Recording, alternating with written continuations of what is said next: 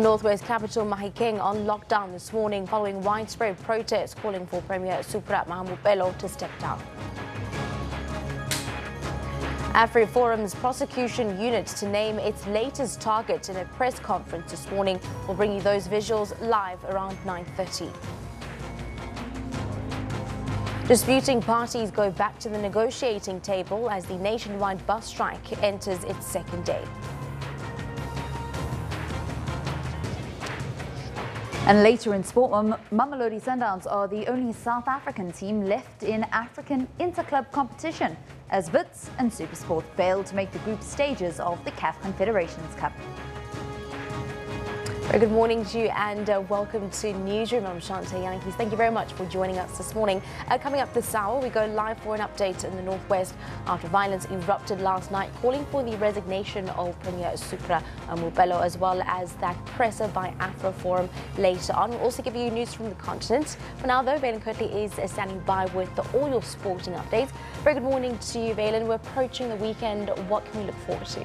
Thank you very much, Shante. Well, there's lots to look forward to when it comes to local football because it's all about the Nedbank semi-finals that will be taking place in the KwaZulu-Natal province on Saturday and Sunday. But there's so much to speak about when it comes to sports, and we'll be bringing you the latest at 1:45 the hour here on Newsroom. First, though, Shantae's got your headline news.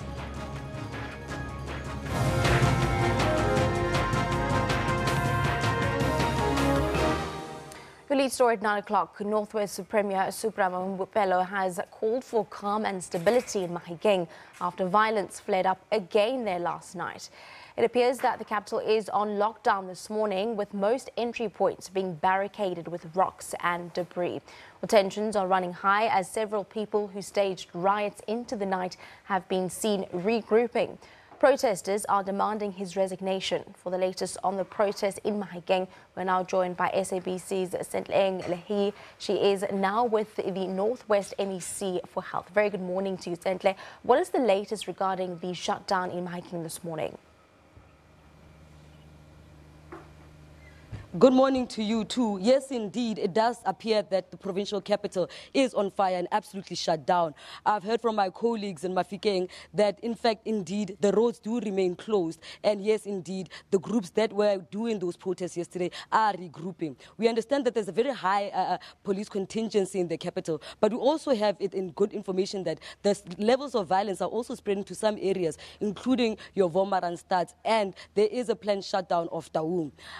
We spent most of the day yesterday with the National Working Committee of the ANC, which came here in haste to attend to these issues as the call to unseat Premier Mahmupelo intensifies. I spent most of the day and the evening with Dr. Makgome Masike, who is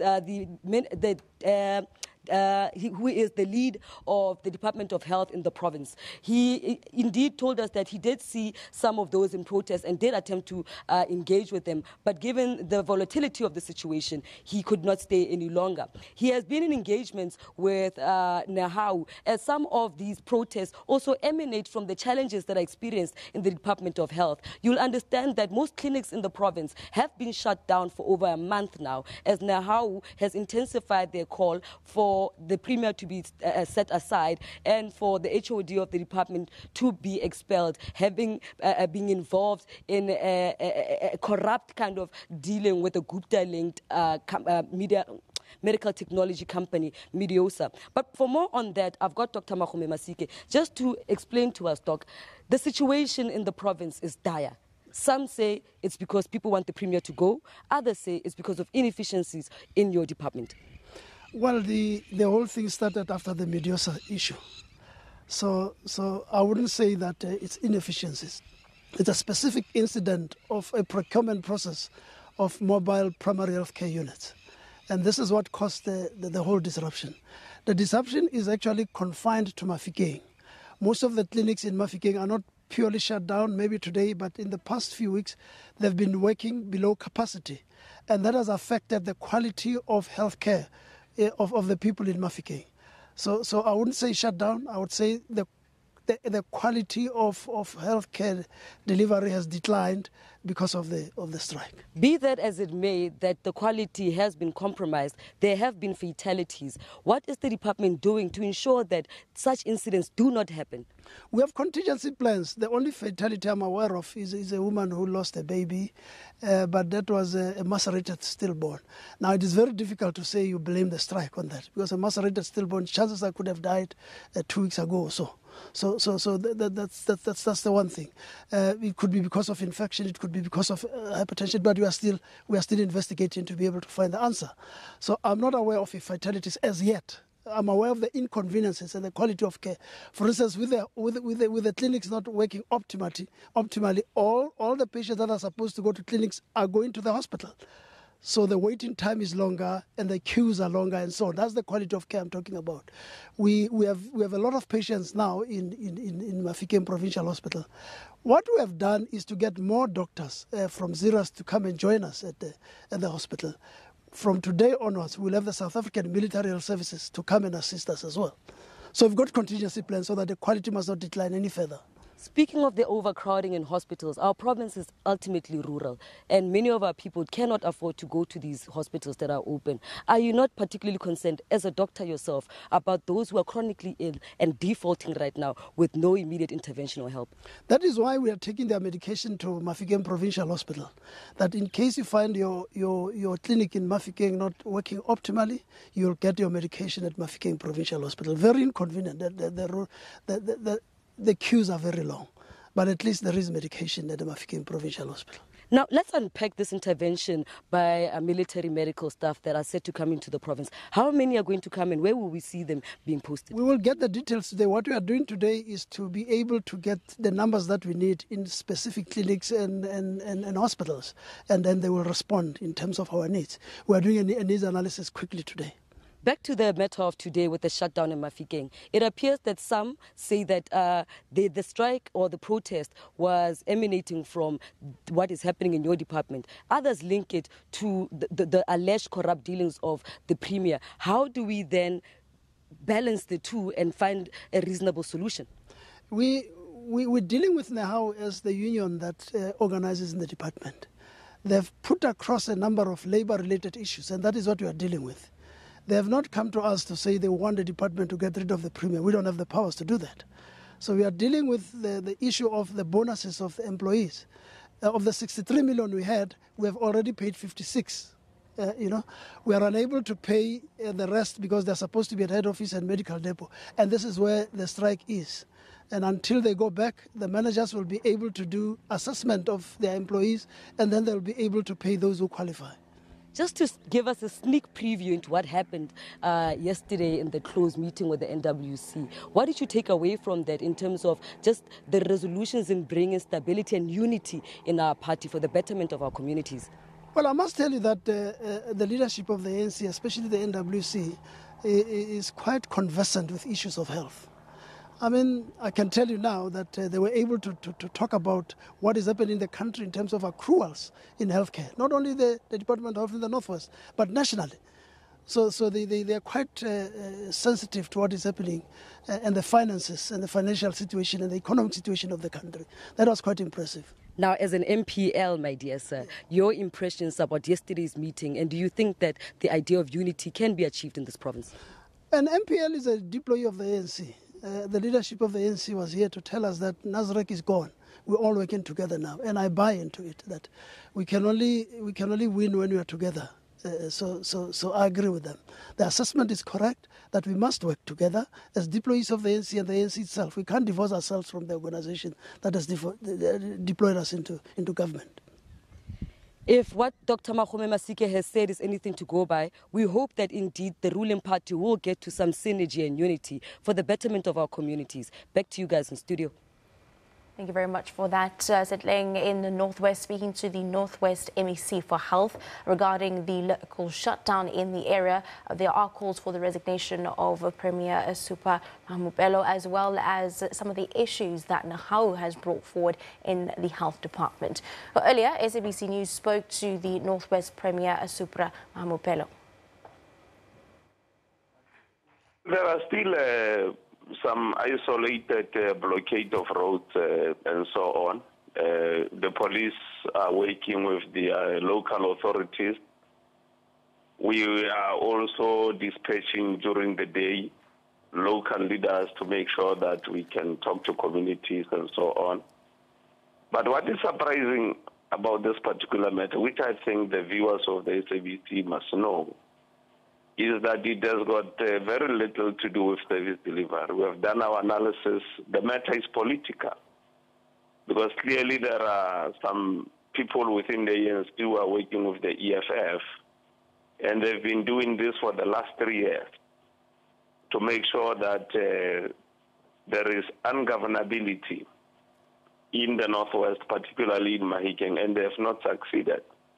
So this has got nothing to do that much with service delivery. I'm not saying there are no challenges of service delivery, but when people resort to violence and they do all these things, our informers have told us there were meetings that were called to make sure that they render the capital city ungovernable, because it's a political issue. So South Africans have to know that it's a political issue. It comes from people who think after Nazareth, some of us shouldn't be deployed by the ANC into government and the structures of the ANC. All right, Tunaholo, you're attributing the current situation there in Mahikeng to some ANC members working with the EFF, but we've had people on the ground complaining about you specifically as the political head of the province, accusing you of corruption, accusing you of fraud, some even mentioning the fact that your son was awarded a bursary to study aviation by Dinel. How do you respond to those allegations, more so if one takes into consideration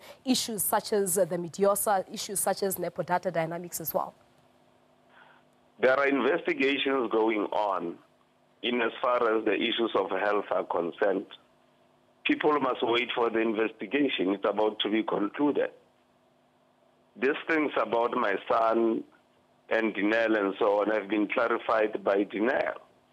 Even those things which are being peddled in the media as corruption and so on is the same group of leaders within the ANC who work with the EFF to make sure that they tarnish the image of Mahuma Pelo so that people can lose faith in him, so that he can become unpopular within the ANC. If there are investigations, why can't they wait for the investigation to be concluded? But the other critical question is, yes, there are problems in the Department of Health. Why are they not talking about the MEC for health? Why are they talking about the Premier? Because the Premier doesn't run the department. Well, is it not because the Premier is the political head of the province? The Premier is supposed to take care of the situation there. But I really think the question here, Premier, is for someone who's watching this, for someone who's been reading reports on fraud and corruption coming out of your province, do you see yourself as a corrupt Premier? Anybody to be declared corrupt in South Africa must be through due processes of law. You don't wake up in the morning, say so-and-so is corrupt, based on what you peddle through the media, through the social media. Then there must be a conclusion that a person is corrupt. For instance, South Africans have been misled by the raid which took place in the government offices. I have written to the Hawk to say to them, why do you say to South Africans that you have raided my office? When you know you did not raid my office, you raided the office of the Director General. And I'm not saying there should be no action by law enforcement agencies when there is wrong, but we shouldn't mislead people. All right, the situation looks to actually be getting out of hand since last night, the Premier, into the early hours of this morning. Many residents of Bokonebophirima are saying the Premier must go. Are you willing to resign? There are no many residents of the Bokonebophirima who are saying so. The media decides to speak to particular people who hold a particular line. That's their choice. We don't have control over the media. All of us who are deployed by the ANC, from president up to councillor, we don't control ourselves. We are controlled by the African National Congress. Yeah. And we must remain disciplined members of the ANC. We don't take decisions for ourselves. All right, we do So know it's not that up to me. we do know the National Working Committee of the ANC, led by the SG Ace Mahashule, is currently in your province now. If they were to tell you now that, Premier, you have to go, will you do that? The meeting of the NWC ended yesterday. They came here to meet with the caucus and the PEC. We discussed organizational renewal and how we must speed up service delivery. That's what we were focusing on. The NWC was never here to come and look at whether the Premier must resign or not. Well, AfroForum's prosecution wing is due to give details of another private prosecution it intends to pursue. Thus far, it's only divulged that its target is a well-known leader of a political party. The announcement will be made in Centurion this morning by AfroForum's private prosecution head, Advocate Gerrie Nel. The group's legal team previously threatened legal action against economic freedom fighters and its leader, Julius Malema, after he allegedly made racist remarks at a political gathering in March. Malema allegedly said white people should be glad that the EFF did not call for genocide. This will be AfroForum's second private prosecution after it announced in October 2017 that it would legally pursue Duduzane Zuma, the son of former President Jacob Zuma. Newsroom will be bringing you that announcement live around 9:30 this morning. Inspector General of Intelligence Tloma Maru Dintwe's case comes before the High Court in Pretoria this morning. They are asking the court to bar former State Security Agency Director Arthur Fraser from interfering with Dintwe's functions. Well, the legal action will go ahead despite Fraser being transferred from his position as State Security Agency Director General to the Department of Correctional Services with immediate effect earlier this week. Dintwe claimed in his court application that Fraser had allegedly sought to revoke his security clearance and had interfered with his functions while he was investigating a complaint lodged against the former SSA Director General. Dintwe has been investigating Fraser following a formal complaint lodged by the DA over the DG's involvement in an alleged parallel intelligence network. The South African Road Passenger Bargaining Council says it has managed to bring the disputing parties in the national bus strike back to the negotiating table with the assistance of the CCMA. They will be meeting in Johannesburg today. Bus drivers affiliated with Transport Union Setawu went on strike yesterday, demanding a 12% wage increase, while the employers are offering 7%. Well, the strike left thousands of commuters stranded. Our reporter Griselda Lewis brings us the story. The crippling bus strike affecting more than 300,000 people looks set to continue. Commuters left either stranded or inconvenienced and are forced to join snaking queues in an attempt to find alternative transport. Taxi ranks are packed to capacity, with commuters left fuming. We want the unions and the employer to talk and agree. They must feel for us and come back to work.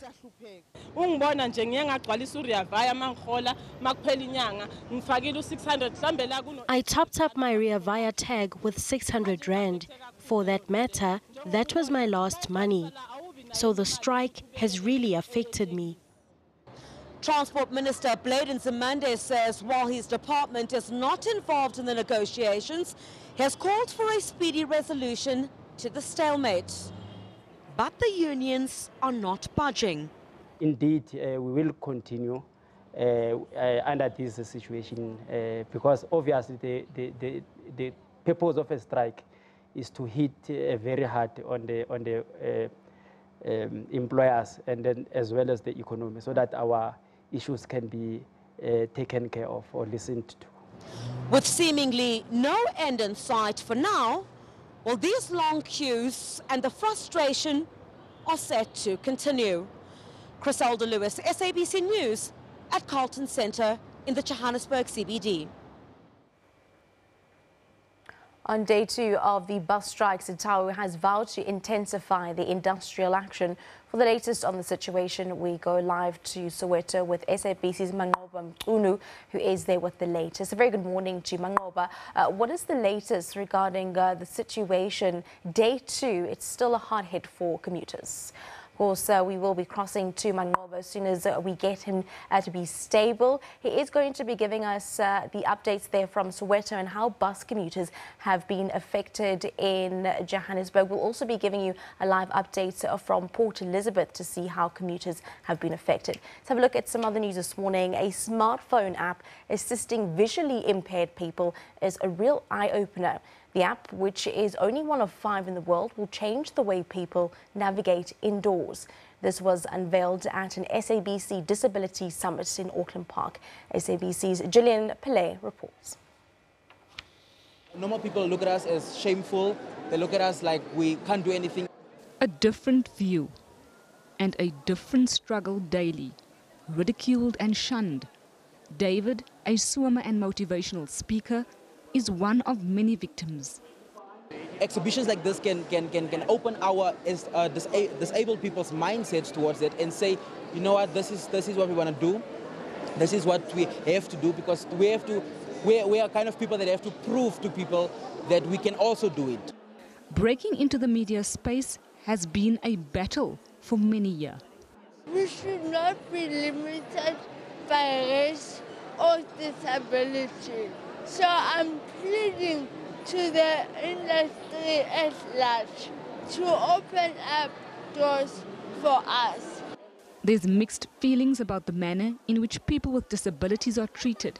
It doesn't matter if you're in a wheelchair. You can become anything you want. There's nothing that can hold you back. But there's still a long way to go. We invited some 200 learners. We've ended up with some 800 learners. I'm hoping that by the end of today, some of those learners either have jobs at some of these corporates or understand, the best way to unlock their own potential. But now technology again proving to be a game changer. If you have a network of these beacons throughout your building, our app allows the user to navigate from beacon to beacon, in other words, indoor positioning for the blind or the visually impaired. While summits like this go a long way, it's paramount for able-bodied people to open their eyes. Gillian Pillay, SABC News, Auckland Park.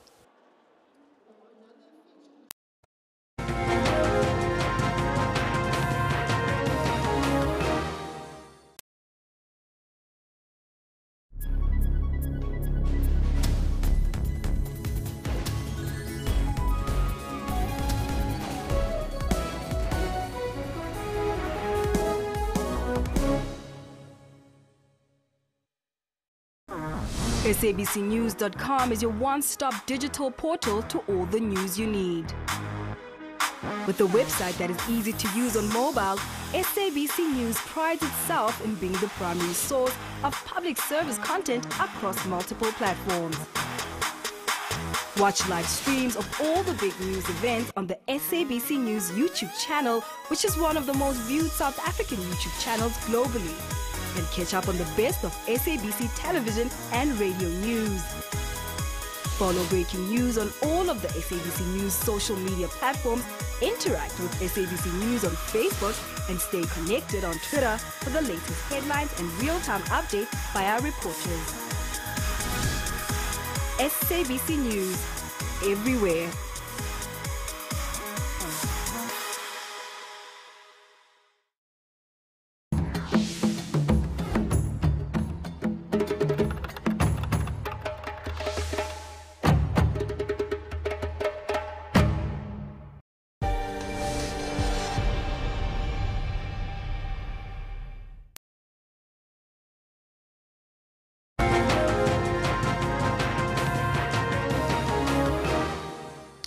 Welcome back to SABC's Newsroom. Well, on day 2 of the bus strikes, SABC has vowed to intensify the industrial action. For the latest on the situation, we'll go live to Soweto this morning with SABC's Manqoba Mqunu on standby. Very good morning to you, Manqoba. What is the latest situation in Soweto? Day 2, of course, also hearing the grievances from very, very frustrated commuters this morning. Well, indeed, Shante, we did speak to a couple of commuters at the Borough taxi rank this morning who are really frustrated and angry at the current situation, saying that it's really been an inconvenience to them as they've had to stand in long queues and also to dig deeper in their pockets in order to try and reach their destinations. Of course, some of them we spoke to this morning haven't stood there for about 2 hours just to get into a taxi. And some of those who use taxis on a daily basis saying to us that indeed the strike has also inconvenienced them in a sense because they now have to accommodate those bus commuters who have to come and take taxis as well, meaning that the queues are getting longer and definitely to get to work now is becoming harder and harder. I mean, I also spoke to some of the school kids who are there who are late. I mean, it was around 8 o'clock this morning and they're still waiting in the queue. So it's really been a big inconvenience for these commuters who have been scrambling to try and get to work this morning. But of course, the services continue to be disrupted. The services continue to be halted. We are here at the Ria Vaya depot, which is here also in Soweto. And you can see here behind me, Shante, there's not much activity. In fact, the buses will remain put here today. Some of the workers have not gathered here outside here, but we have seen them outside Parkoville here also in Soweto. So definitely the drivers going ahead with that strike, saying that they will not go back to work until all their demands are met. Mangoba, in your observation and actually going to the Borough taxi rank this morning, are taxis coping with the capacity and demand of commuters? We've been seeing scenes coming in from the Western Cape and Cape Town, huge queues, with some commuters saying that there seems to only be one taxi every half an hour or so. Well, Shante, I can say that they've been doing their best to try and accommodate those commuters. You remember that, of course, some of them had to do double trips this morning to try and really accommodate the load of people that have been coming there. But what we did see is that, it took a very long time for commuters to get to work this morning. Of course, some of them, as I've said before, having waited for about 2 hours just to try and get to work. So seemingly the taxis are coping, but of course, there's just too much people that they need to accommodate at this time. But by the time we left at 8 o'clock, many of those people had left. And in fact, there were no more queues at that time. So seemingly they are doing their best to try and also deal with the loads of people. But you can only imagine the pressure that the taxis themselves have to face now, knowing that they'll be double or almost triple the load that they used to carry. Thank you very much for that. SABC's Mangoba Mkunu in Soweto outside the Ria Vaya Depot Centre.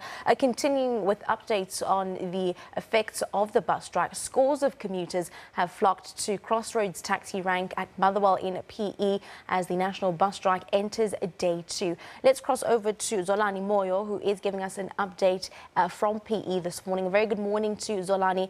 Let's just have a look at a comparison between yesterday when the bus strike initially started and today. What's the latest there this morning? A very good morning. Yes, we started where commuters converged in large numbers at Motherwell taxi rank. It was not a pleasant scene because, they were braving cold weather conditions. Even taxi drivers were saying that they are making a lot of money. But however, now we are crossing live just outside Algoa bus buildings. As you see behind me, I'm just standing behind the bus depot. This is just a clear evidence that buses are not operating. It's not a business as usual.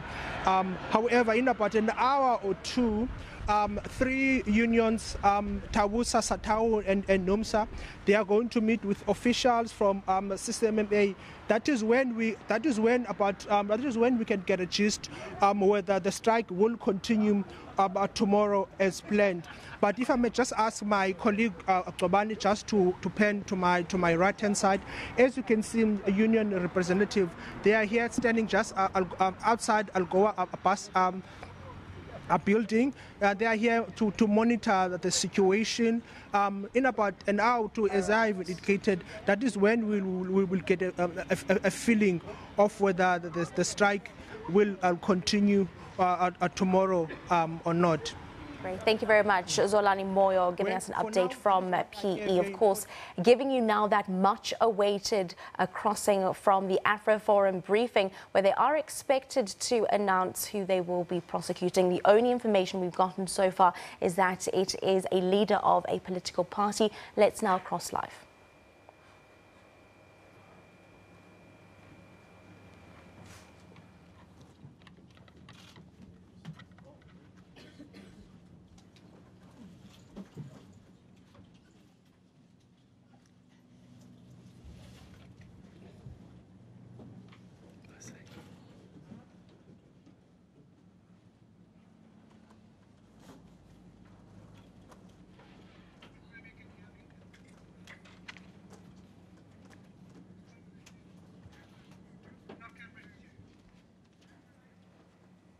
Well, of course, AfroForum's prosecution wing is due to give details of another private prosecution that it intends to pursue.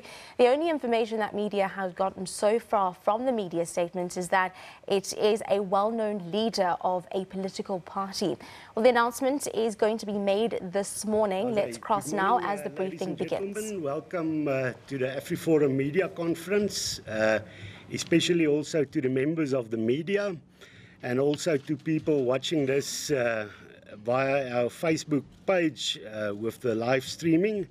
Ook dankie aan AfroForum lede wat kyk. Die feit dat ons vandag hierdie vervolging kan aankondig word natuurlik moontlik gemaak deur die 208,000 AfroForum lede. Dankie vir julle ondersteuning.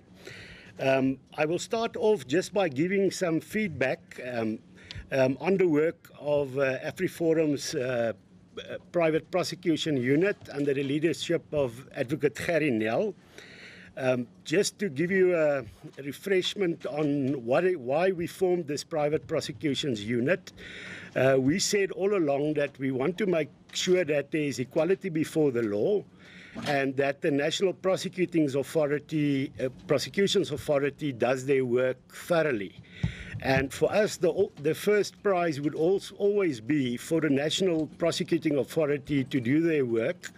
And the fact that we have the ability to prosecute privately is there to put pressure on the National Prosecuting Authority to prosecute. And then they should know if they don't do that, we are able to do it ourselves according to South African legislation.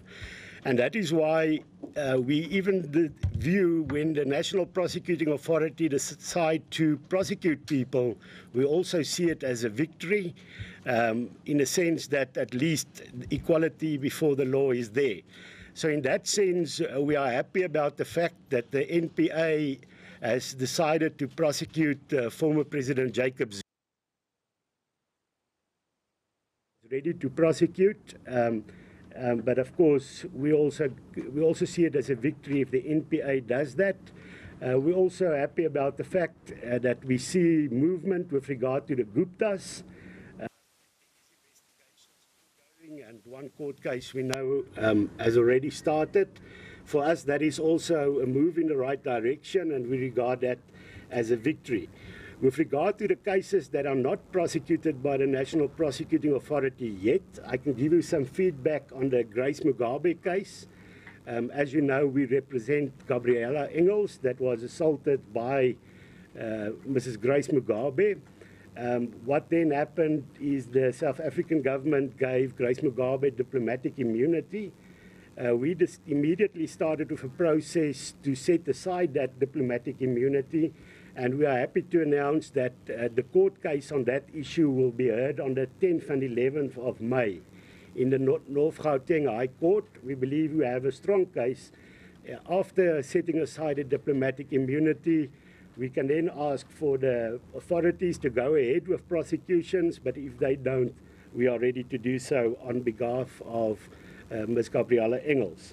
Then with regard to Duduzane Zuma, as you know, we've asked for a nollie prosecute certificate to prosecute him ourselves on behalf of the Dube family with regard to a motor accident, culpable homicide case against Mr. Zuma Jr. Then what happened is Sean Abrams then decided to give Mr. Duduzane Zuma the opportunity to make representations. Those representations had to be in on the 23rd of March, so it's nearly a month ago. Unfortunately, Mr. Abrams did not ask the Dube family to also make representations, but we believe it's a fair time to give Sean Abrams a month to take his decision. So at the beginning of May, we will follow up, and if there is not going to be prosecutions, we will start with the process to privately prosecute Mr. Duduzane Zuma. Then Advocate Jiba, you know that we also indicated that we act on behalf of General Johan Boysen to prosecute Advocate Jiba privately. Then on the 22nd of December last year, the court decided that the NPA's decision not to prosecute Advocate Jiba was unlawful, and they set that decision aside. We are now still waiting for Sean Abrams to take a decision if they are now going to indeed prosecute Advocate Jiba. We will follow that up in the beginning of May, and to make sure that we get the certificate in that regard. And then the latest one, the one of Monique Oosterhout, where there was an assault by her husband, Mr. Bezos. We asked for a nolli prosequi certificate in that case. We received feedback from the National Prosecuting Authority that they don't want to give us such a certificate. So we are preparing to take that matter to court. Of course, when we're going to send a letter to the NPA indicating that we are going to court so that they can reconsider once again. But that might be the first case that we take to court to try and force the NPA to do their job and to give us a nolli prosequi certificate. That is just the feedback on what Advocate Nell has been doing up until now. At the end, you would also be able to ask questions in that regard. Then we come to the matter at hand today, and that is the private prosecution that we are planning. I can say that we are planning to prosecute Mr. Julius Malema on charges of corruption and fraud. But Advocate Nell will be able to give you all the details in that regard. All I can say, you know, if somebody portrays themselves as somebody that's fighting for the poor, when such a person, like in the case of Mr. Malema, goes ahead and steals state money or taxpayers' money, money that should benefit the poor, we believe such a person should be held accountable, and that is why we are going ahead with this case. I'm just going to move the microphones.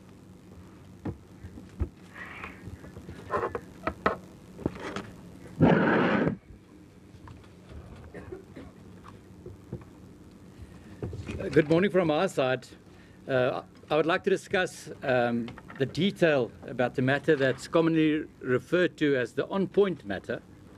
A very interesting aspect that very few people know is that Mr. Kriel, sitting next to me, is in fact a complainant in that particular matter.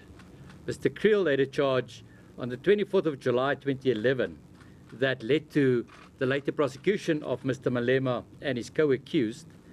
A prosecutor was assigned to the matter and drafted the indictment. Now, the indictment consists of the following charges.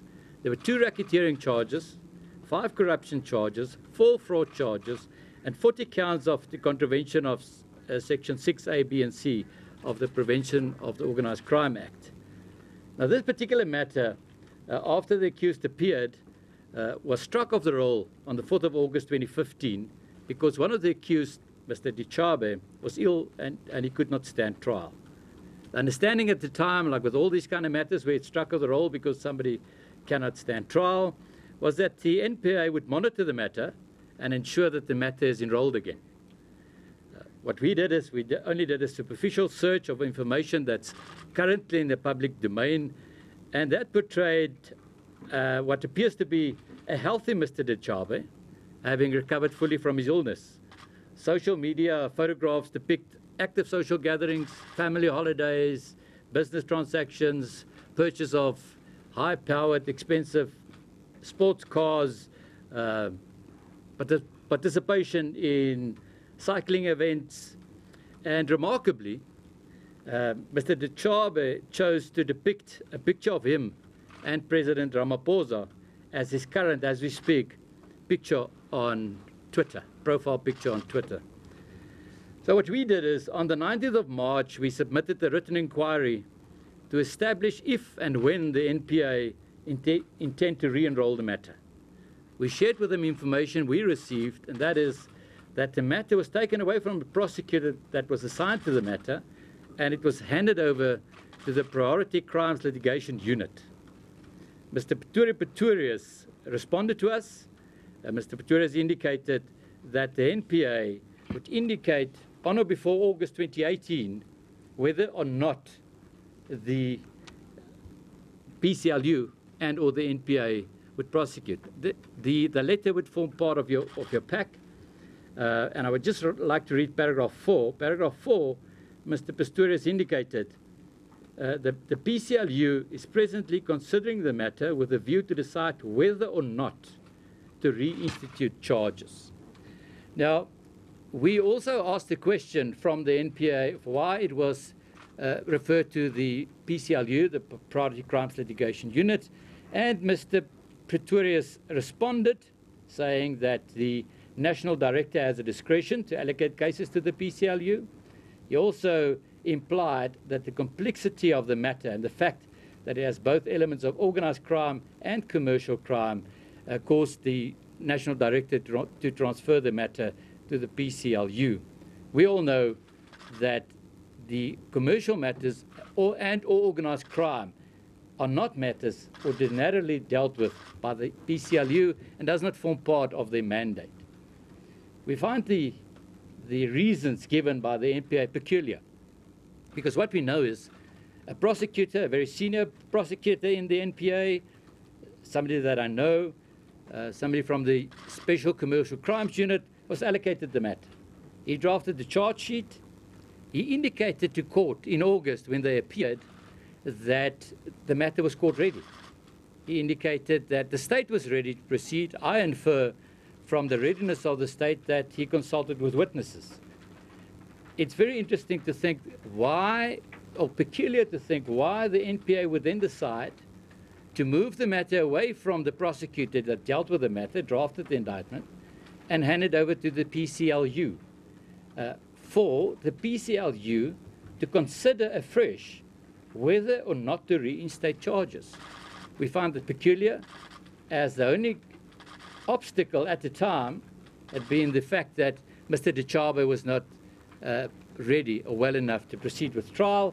We hope that paragraph 4 of this particular letter does not indicate the fact that the PCLU would now review the decision taken by the Special Commercial Crimes Unit.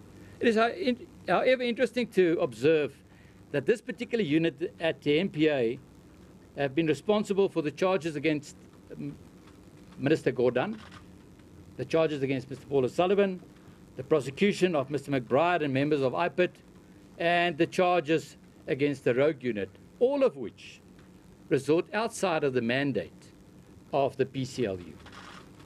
Another very interesting matter that I think is in the public domain, that I would just like to reiterate, is that we know that the successful asset forfeiture confiscation order was obtained against the farm scale kraal that was purchased by Mr. Malema on the information we have with the proceeds of this fraudulent scheme. The application for the confiscation of the farm was not opposed by anyone, and the farm was then sold in auction for 2.4 million rand. It is also peculiar that somebody would just abandon the farm or abandon the proceeds of a farm that was lawfully purchased. So what we're now doing is although we find it strange that the PCLU will need 4 months to decide to re-enroll a matter where the only obstacle is the fact that one accused was not available to proceed, but we will allow Mr. Pretorius to make his decision. We hope it's not on but before, and if not, we will certainly prosecute this matter privately. We think it's an excellent matter to develop the law, to give society an opportunity to deal with corruption and fraud of that scale. Thank you very much. Thank you very much, Advocate Nell. Just shortly from my side, I think if you search the internet, you'll get a lot of information with regard to On Point. But just a short overview, On Point is a company where Julius Malema's Ratanang Family Trust, of who he's the sole trustee, has shares or 50% in that On Point company. On Point was appointed by the Limpopo Department of Roads to help them, assist them with their work. Part of the job On Point had to do was to give advice on tenders that were given to people. And as we know, the companies that got tenders through this process then paid back money into the account of On Point. So that is corruption, and that is something that we believe is a strong case to prosecute. And it's actually ludicrous that the National Prosecuting Authority it's now 2 years and 8 months since the case was scrapped in the Polokwane High Court. Why it's not going ahead, and that's why we believe it's time that we intervene and make sure that Julius Malema is brought to book and that nobody is above the law. Even if Mr. Malema thinks he's above the law, he's not above the law, and we will make sure that he is held accountable. Is there any questions? Sir. Oh yeah, Maluku Hussein, SABC News. It seems the matter is still under consideration based on the information that Mr. Advocate Nelson says now. What to concern? Why are you continuing to prosecute while you get the letter that this matter is still under consideration? That's question one. Question two, do you have a certificate to prosecute on this matter? And then lastly, what are your interests in this in the matter? What is the forum's interest in that matter? According to private prosecution, whoever brings in the matter must have interest. Thank you very much. Firstly, the only way that you can ever hope to institute private prosecution is once the NPA have decided not to. We've set out our concerns about the way they deal with the matter and the way that they're handling the matter, and we want to make it known that we are keen to prosecute privately. As far as the interest is concerned, our only interest, as we said from the start, was equality before the law. So this is one of those matters we said from the start, that we're interested in those people that are sheltered against prosecution because of who they are and or political affiliation. And we're concerned that this might be one of those issues. And the fact that it's been more than 2 years, the fact that it's now transferred, taken away from a prosecutor, all those facts assisted in us in taking this step to make it known that we would want to privately prosecute this matter. And we think it's an excellent matter to develop the law. If I just may add to that, I think we have a problem with the fact that the matter is under consideration because there was a decision taken to prosecute. One person was sick. Nothing has changed since. So it's a no-brainer. The prosecution should just go ahead, and that is why we are intervening to put pressure on the National Prosecuting Authority to simply do their work. With regard to the interest, also, as you've mentioned, you have to have a specific interest in a matter to be able to privately prosecute. We have said from the start that we want to broaden the law in that regard, because in this case, every one of us that pays tax has an interest. The AfriForum members we represent that work hard for their money, that pay taxes on a monthly basis, they have a right to demand that those taxes that they pay should not be stolen through corruption by people like Julius Malema. And we will also in that regard indicate that we have a direct interest because it is our money that's being stolen, it's your money that was being stolen, and we believe Julius Malema, therefore, should be held accountable in the interests of taxpayers in this country. Yes, what we have indicated in our letter already to the NPA that we intend to privately prosecute, but what we need to do now is to wait until August when we get feedback from Mr. Pretorius, and if he says they're not going to prosecute, then of course we will ask for a nolli prosecute certificate. Barry? Morning, Barry Bateman, Eyewitness News. Just on this question related to the matter being referred to the PCLU. Now, as we understand it, as you've explained, a decision was taken by the Serious Commercial Crimes Unit to prosecute. But now, as indicated, Pretorius is now re-evaluating this. Is he in a position to lawfully review that decision that has already been taken? What does the law say there? I mean, is there any standing for him to make this comment here? And then, sorry, I digress onto another matter related to the NPA. AfriForum laid charges last week against NDPP Abrams related to a vehicle that was allegedly procured from funds from the Witness Protection Program. A statement came from the NPA saying that this was an effort to besmirch the name of Sean Abrams and it was an attack on the integrity of the NPA. Can you offer any comment on that particular matter, please? First things first, the first issue is no. In terms of the law, Mr. Pretorius does not have the authority to review a decision taken by the SCCU. In terms of the Constitution, the National Director of Public Prosecution will have a right to review, but that's not what we've been told. And we don't know of anything that happened since the matter was struck of the roll in August up until now that would cause anybody to review the matter. We've also not been informed that if anybody asked for the matter to be reviewed. So the first answer is no. The second answer is, Mr. Bateman, is that indeed so. That response by the National Prosecuting Authority when our anti-corruption unit laid a charge against the NPA and Mr. Abrams was peculiar. Firstly, all the information we received there, we made it clear that we received it from members of the NPA.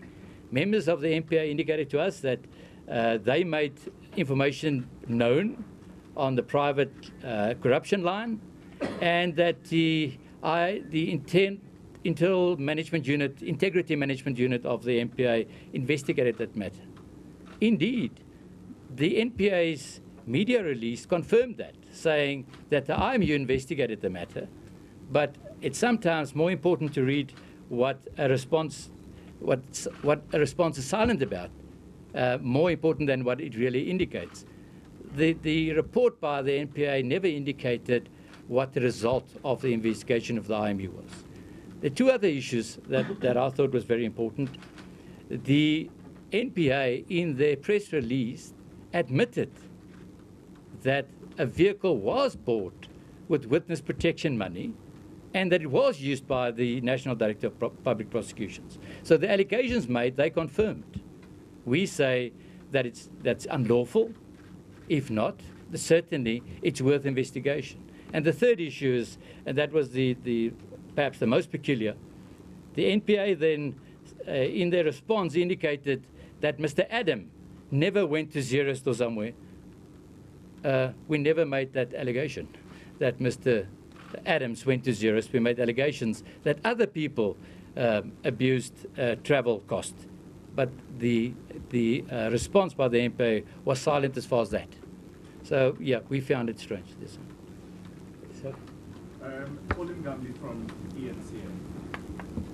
First question, why do you believe, because I think it's quite clear from your statement that you see Mr. Dichabe posing in pictures with the president of the country, Cyril Ramaphosa.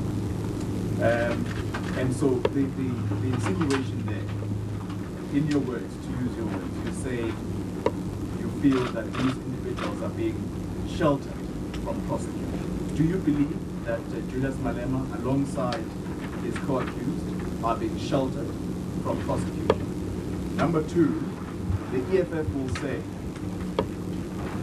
I don't speak for them, of course, but they will say that this is perhaps motivated by their fight for expropriation of land without compensation. Is this at all motivated by that? I will allow Mr. Kriel to answer the difficult questions. Let me just deal with the easy ones. The easy ones first. I've made no allegations whatsoever about the fact that Mr. Dechaba appeared on his profile picture with Mr. Ramaphosa. It was just interesting to mention. Yes, if I look at the matter and I look at the facts up until now, I look at the time that lapsed, the only argument I could think of is that there must be some reason why the NPA decided not to. And this particular reason, it could be political of nature, because somewhere, if they're not prosecuted, and if there's a review of this prosecution, there's certainly some shelter against prosecution, and that's what we're all about. We said we focus on people that are sheltered against prosecution because of their political connection and or just because of who they are and who they're connected with. And certainly, I cannot see from the facts of the matter and from what I've heard and from what I've read from Mr. Pretorius' response that there's any other reason. Thank you, Advocate. Maybe I can just add, if any normal citizen was guilty of or made themselves guilty of corruption such as this, the question is, would it take more than 2 years and 8 months for such a prosecution to proceed? And the answer in that regard is no. So why does it happen to Julius Malema? We can only speculate on that, but what is common cause at the moment? We know that the current president invited Mr. Julius Malema back to the ANC. We saw Fikile Mbalula saying that Julius Malema belongs in the ANC, and we've also had many other leaders doing so. So we can only hope that the fact that that the ANC wants him back does not play a role here, but I'm not going to make any allegations in that regard by simply just saying we cannot understand how it takes so long to prosecute. With regard to your second question, of course, the EFF will make a lot of allegations with regard to why they are being targeted, and that is usual behavior of somebody that is that has made themselves guilty of criminal behavior. They would always want to blame someone else. We are only the messenger, and the question is, what is the message? Was there tender corruption in Limpopo with regard to On Point, where Mr. Julius Malema was involved in? And the answer to that question is yes. Is Mr. Malema currently being prosecuted by the National Prosecuting Authority? The answer is no. Should Mr. Malema be held accountable for corruption? The answer is yes. And those are the questions that are of importance to us. But of course, it's important also to send out a strong message that nobody is above the law. That is what the private prosecution unit is about, to say there should be equality before the law, and it should not matter if your surname is Malema or Kriel. If you transgress the law, you should be prosecuted, and in this case, Julius Malema should be held accountable for plundering the state coffers. Sipho Sturman from SABC TV News. Looking at your history, which we're just illustrating right now, of this private prosecution, you look at the Ivana Zuma, you look at the Great Mugabe assault case, and now the Malema case. It seems like you often have political scores to settle. And you mentioned that this private unit was all about equality before the law. But one cannot run away from the heavy political cases that you seem to be choosing. And I think it's well known that you are no fan of Julius Malema, and obviously, as Polly said, there's this land issue, and in the past there was a song that you were against that you were singing. It just seemed like a settling of political scores of some sort. Okay, firstly, on a technical issue, we've made it clear all along, and it's the law, that you can only get involved in those matters where the NPA decided not to prosecute. It's not a parallel prosecution stream. We cannot elect our cases. We can only deal with cases once the NPA has decided not to prosecute. So I've challenged people along, and I hate the word challenge, but I have, to indicate which of the matters we've overseen and not dealt with, and why we've elected these matters. So it's open there, and it's a challenge to the public. Indicate to us those matters where the NPA decided not to prosecute, where we have decided not to intervene. These are the matters where people are sheltered from prosecution. These are the matters available to us to deal with at this stage. And therefore, you can only have one mandate, and that is to deal with matters where people are sheltered against prosecutions. But again, I hate to challenge people, because I really do. But please indicate those matters where, on the different political spectrum, where we have declined to get involved in as far as prosecution is concerned. If we have that, then certainly you can ask me a question and I'll have to reply to that particular question. Maybe if I can just add, it is true, you are correct, that the cases we take on are high-profile people with political links. But those are not the cases chosen by us. It's in fact chosen for us by the NPA, because if politics plays a role, those people not prosecuted will be people with political links. And those are the people that we need to prosecute to make sure that there is equality before the law. These people that you've mentioned, if the NPA simply did their job and prosecute these people without letting politics play a role, we would have not been brought into the picture. So it's actually the NPA that decides which cases we should take on by not doing their job because of political and other reasons. With regard to the EFF, the fact is, you know, if you're going to get, if you're a person that speeds and you get 10 tickets from the traffic department, you should not say, well, the traffic department has a grudge against me, because you are a person that continuously transgresses the law in various ways. And if Mr. Malema behaves in a manner that he transgresses the law, that he polarizes the community, that he makes racist statements, he cannot cry when people take him on those issues. And we will continue to take him on as long as he does something that is not in the interest of everybody in the country. As long as he transgresses the law, we will do so without apologizing for that. Again, if I may have a follow-up, please. You mentioned that these leaders like Malema, who makes racist comments that are not in the interest of everybody in the country, that you will then take him on. But where do we see AfriForum now as a whole, let alone this private prosecution? AfriForum, showing interest in issues that affect the rest of the country. One, we had a spate of killings of young women last year, body parts being cut, bodies being burned. We've never had AfriForum speaking out loud in those type of situations. So it seems that your prosecution and you speaking out is very selective. That certain issues that affect the greater public, we don't hear your voice. And you spoke out recently. We had the Vicky case where she was, prosecuted and for her racist remarks. You also spoke against that. So it just seems that you have a particular interest that you only care about. And I'm just wondering, then why should the rest of the country concern themselves with issues that you find to be of interest to yourself? Yeah, I think one should be careful not to take to heart the propaganda by people like the EFF. Simply look at AfriForum and go and read what we are doing and what we have said all along. And there are numerous examples. 3 weeks ago, we started a court case on behalf of a community in Kandla because there was not a school built for them.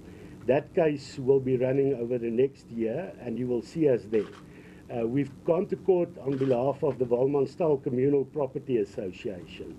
When racist statements are made by white people, we condemn them, and we are on record to do so. When we fix potholes, it is potholes that can be used by the community at large. When we take on Julius Malema, for stealing taxpayers' money, the people that are mostly affected by that are the poor. Those are the people that need the state resources to help them. That is something in the interest of the broader community. When we take on Rizani Zuma, it is done on behalf of the Dube family. When we take on Grace Mugabe, it's done on behalf of Gabriella Engels. So we've taken on all these issues. The double standards does not lie with AfriForum. The double standards lies with the prosecuting authorities. We condemned Vicky Momberg's behavior in the strongest possible terms, and that is on record. She is sent to jail for 2 years, but if you go and look at the major that said, oh, elderly white person's eyes should be stabbed out and his tongue should be cut off, he only got a warning from the, specifically in that regard, from the South African Defence Force. If you look at the case like Velapi Kumalu, who said that whites should be killed like Hitler killed the Jews, he only got the slap over the fingers from the civil service where he works. So the double standards does not lie with us. The double standards lies with the prosecuting authorities that don't take all these matters seriously. We will prosecute any person that makes himself guilty of corruption, and there is no prosecution by the National Prosecuting Authority. The same with regard to racism. The reason why we are taking on certain cases is not because double standards on our side, but because of double standards in our society, that those people are not acted against are people that are protected because of the double standards that we have. Just out of interest, you say that the Chabe is posing the pictures and the driving fancy car. Have you been able to establish if the on-point engineering account is still active? You see, as far as we're concerned, we will only have powers to deal with these matters once we get a certificate. We don't want to exceed our powers. We don't want to harass people. We will have powers to deal with this matter once the NPA decided not to. If we as private people now start investigating too closely, we might be, people might say we harass people, and we don't want to do that. For us, it's about equality before the law and prosecution. My office only focuses on prosecutions.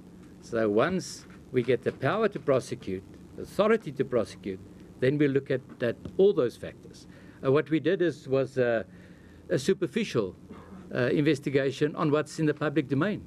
I mean, that took us half a day to gather what we did.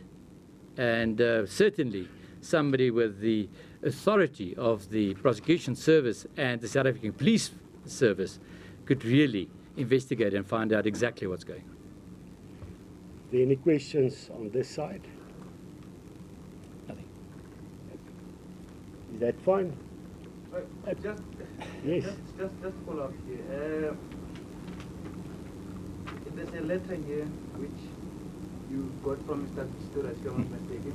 And earlier you answered my question that the certificate to prosecute will only worry about it at the end of August, later this year.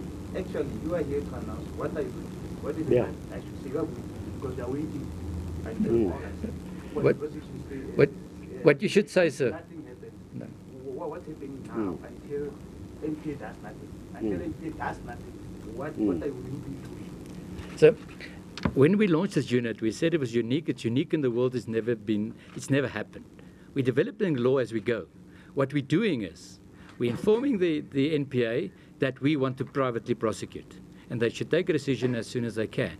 They've indicated to us that it's August. We would have liked them to say today that if they would prosecute or not. If they say today, we'll take steps tomorrow.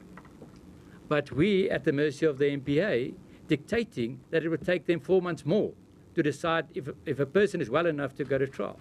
So the time frame is not within our power. If they say today that they're not willing to prosecute, we'll take steps tomorrow. So that's what we have to go through a process. That's the law. We have to follow the law. We don't want to work outside the parameters of the law as it is. I hope that the law, as far as private prosecutions, would be developed over years, and it would be easier more streamlined. But that is the law that we have to deal with currently. So that's all we can do. Maybe I can just go further, and you ask, why do we make these announcements?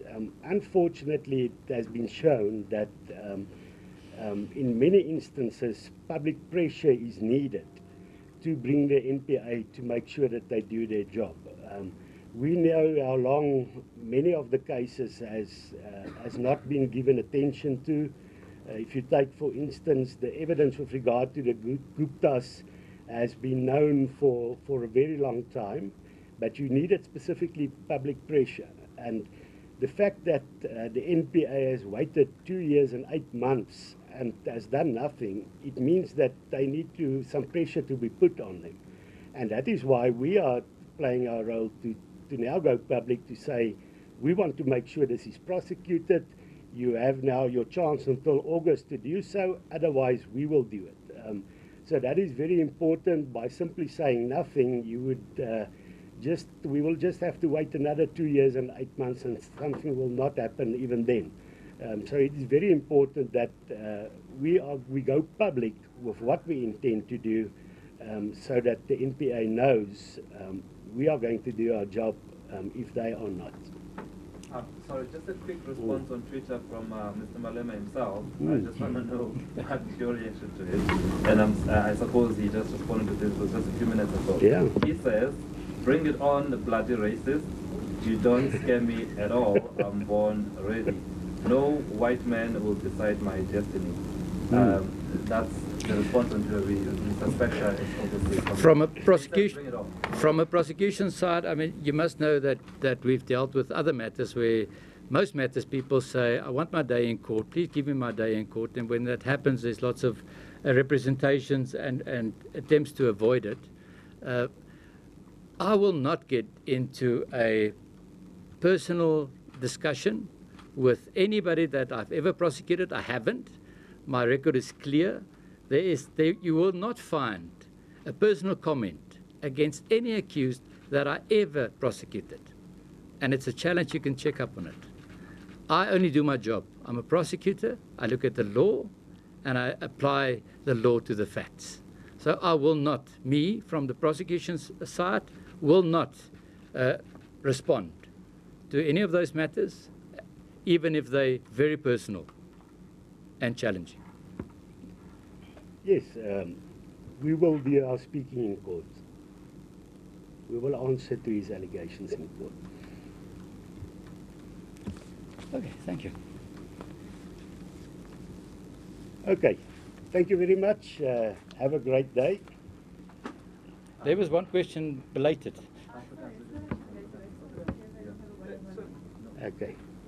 We can have private. Okay. Summary in Afrikaans. Okay. Just the announcement that you are going to be prosecuting Malema and why you're doing it. So, SABC, we need all languages. Yeah. Okay, let me just gather my thoughts. Okay. Maybe I should start off. From AfriForum side, we believe in equality. I have to do it in Afrikaans.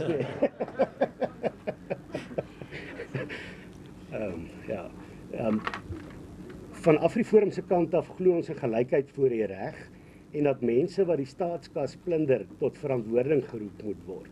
Daar is feite wat sê dat meneer Julius Malema het homself skuldig gemaak aan tenderbedrog. Hy is aanvanklik na 'n klag deur AfriForum is daar met vervolging teen hom begin. Maar daardie saak is op die 4 Augustus 2015 teruggetrek omdat een van die beskuldigdes siek was en is nou meer as 2 jaar en 8 maande daarna is hy nie vervolg nie. En ons glo hy moet verantwoording doen, veral in 'n geval soos die van meneer Malema wat homself voorhou as iemand wat vir die armes veg. Om die staatskas te plunder jy eintlik daardie bronne wat armes moet help. En ons glo hy moet sy verantwoording doen in die hof en daarom gaan ons volstoom voort met die klagtes van korrupsie en bedrog. Sou die nasionale vervolgingsgesag nie die saak herinstel nie. Ons is bekommerd. Ons het 'n skrywe gerig aan die vervolgingsgesag en ons het aan die vervolgingsgesag gevra of hulle beplan om die saak weer op die rol te sit en wanneer hulle beplan om dit te doen. Ons het ook vir die vervolgingsgesag aangedui dat ons oor inligting beskik wat aandui dat die saak van die aanklaer weggeneem is en oorhandig is aan 'n eenheid binne in die hoofkantoor van die vervolgingseenheid, dis die prioriteitsmisdaadeenheid. En ons wonder daaroor. Ons wonder waaroor die saak van die aanklaer wat die klagstaat opgestel het, wat gereed was vir verhoor, wat aangedui het vir die hof dat hy gereed is vir verhoor, wat sekerlik met die getuies moes konsulteer het, waarom 'n saak van hom sou weggeneem word en oorhandig word aan 'n ander eenheid om 'n besluit te neem om te vervolg of nie. Dit is 'n verdere bekommernis vir ons dat die meneer Pretorius aangedui het dat hulle het 'n paar maande nodig om te besluit om te vervolg of nie. Die saak is aanvanklik van die rol geskrap omdat een van die beskuldigdes te siek was om voort te gaan met die verhoor. Ons het vinnig in 'n oggend gekyk na sosiale media en op die sosiale media het ons vasgestel dat meneer De Chabe volgens wat ons kon sien heel gesond was.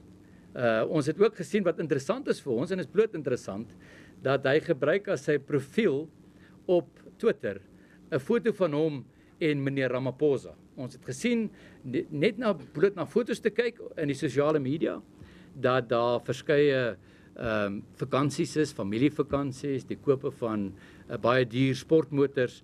So ons meen dat as ons vinnig kyk dat meneer De Chabe gesond genoeg is en ons meen dat dit nie 3 maande tyd nodig het.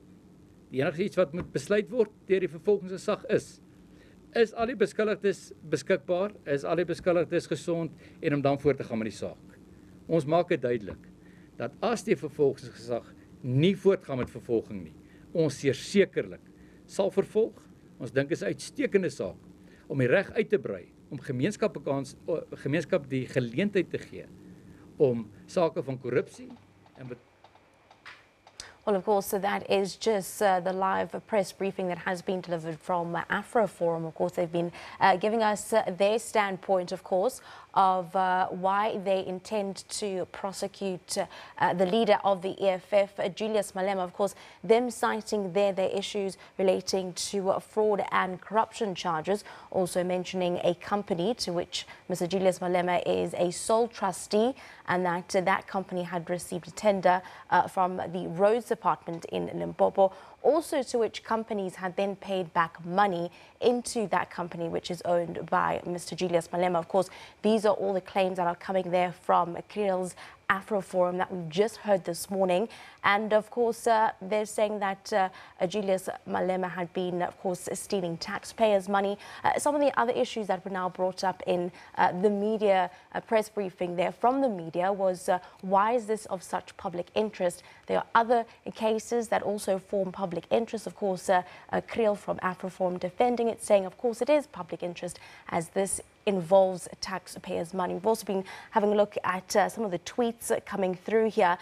Some of the issues now around the NPA, the jurisdictions around NPA. Of course, Krill from AfroForum had went on to say that this case in particular that they are challenging had been taking place for the past 2.5 years or so.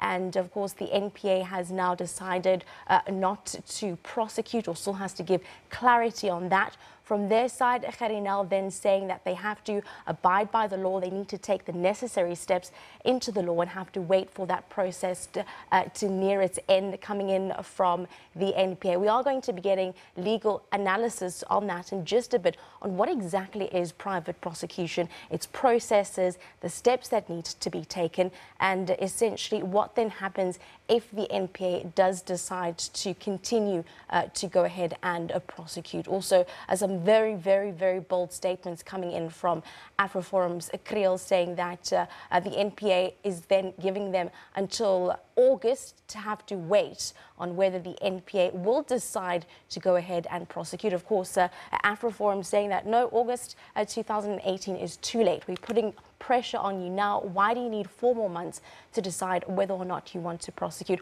Also alluding to the fact that some people are above the law, and saying that AfroForum is definitely going to be pushing ahead and pressing forward and putting pressure on the NPA to make a decision on whether or not it is going to be prosecuting leader Julius Malema. We've also just seen a tweet come in from Julius Malema, and we've also saw a live response on that tweet, Karinal, saying that he will not get into a personal fight with an individual leader, and Kriel very blatantly saying we will discuss the matters in court.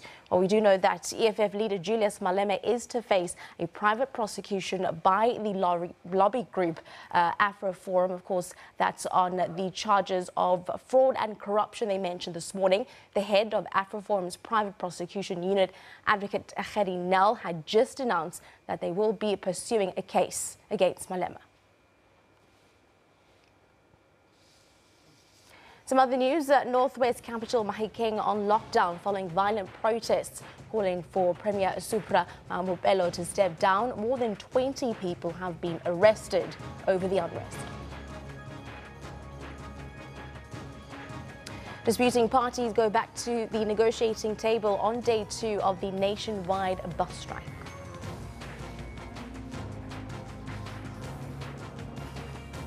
Very good morning to you. Welcome to Newsroom. I'm Shante Yankees. Thank you very much for joining us this morning. Coming up in this half hour of the bulletin, we will be giving you live legal analysis on the AfroForum briefing, which just took place. Of course, AfroForum mentioning that they will be considering or going ahead with a private prosecution against EFF leader Julius Malema on charges of corruption as well as fraud. He is said to face that private prosecution by the lobby group AfroForum. We just heard there from Advocate Kheri Nel as well as AfroForum's Kriel. It is regarding On Point, which was a contract that was awarded to a Limpopo-based company, which is believed to have links with Malema's family. Let's have a look. We are planning to prosecute Mr. Julius Malema on charges of corruption and fraud. But Advocate Nel will be able to give you all the details in that regard. All I can say, you know, if somebody portrays themselves as somebody that's fighting for the poor, when such a person, like in the case of Mr. Malema, goes ahead and steals state money or taxpayers' money, money that should benefit the poor, we believe such a person should be held accountable, and that is why we are going ahead with this case. I would like to discuss the detail about the matter that's commonly referred to as the On Point matter. A very interesting aspect that very few people know is that Mr. Kriel, sitting next to me, is in fact a complainant in that particular matter. Mr. Kriel laid a charge on the 24th of July 2011 that led to the later prosecution of Mr. Malema and his co-accused. A prosecutor was assigned to the matter and drafted the indictment. Now, the indictment consists of the following charges. There were 2 racketeering charges, 5 corruption charges, 4 fraud charges, and 40 counts of the contravention of Section 6A, B, and C of the Prevention of the Organised Crime Act. Now, this particular matter, after the accused appeared, was struck off the roll on the 4th of August 2015 because one of the accused, Mr. Dichabe, was ill and he could not stand trial. The understanding at the time, like with all these kind of matters where it's struck off the roll because somebody cannot stand trial, was that the NPA would monitor the matter and ensure that the matter is enrolled again. What we did is we only did a superficial search of information that's currently in the public domain, and that portrayed what appears to be a healthy Mr. Dichabe, having recovered fully from his illness. Social media photographs depict active social gatherings, family holidays, business transactions, purchase of high-powered, expensive sports cars, participation in cycling events, and remarkably, Mr. Dichabe chose to depict a picture of him and President Ramaphosa as his current, as we speak, picture on Twitter, profile picture on Twitter. So what we did is, on the 19th of March, we submitted a written inquiry to establish if and when the NPA intend to re-enroll the matter.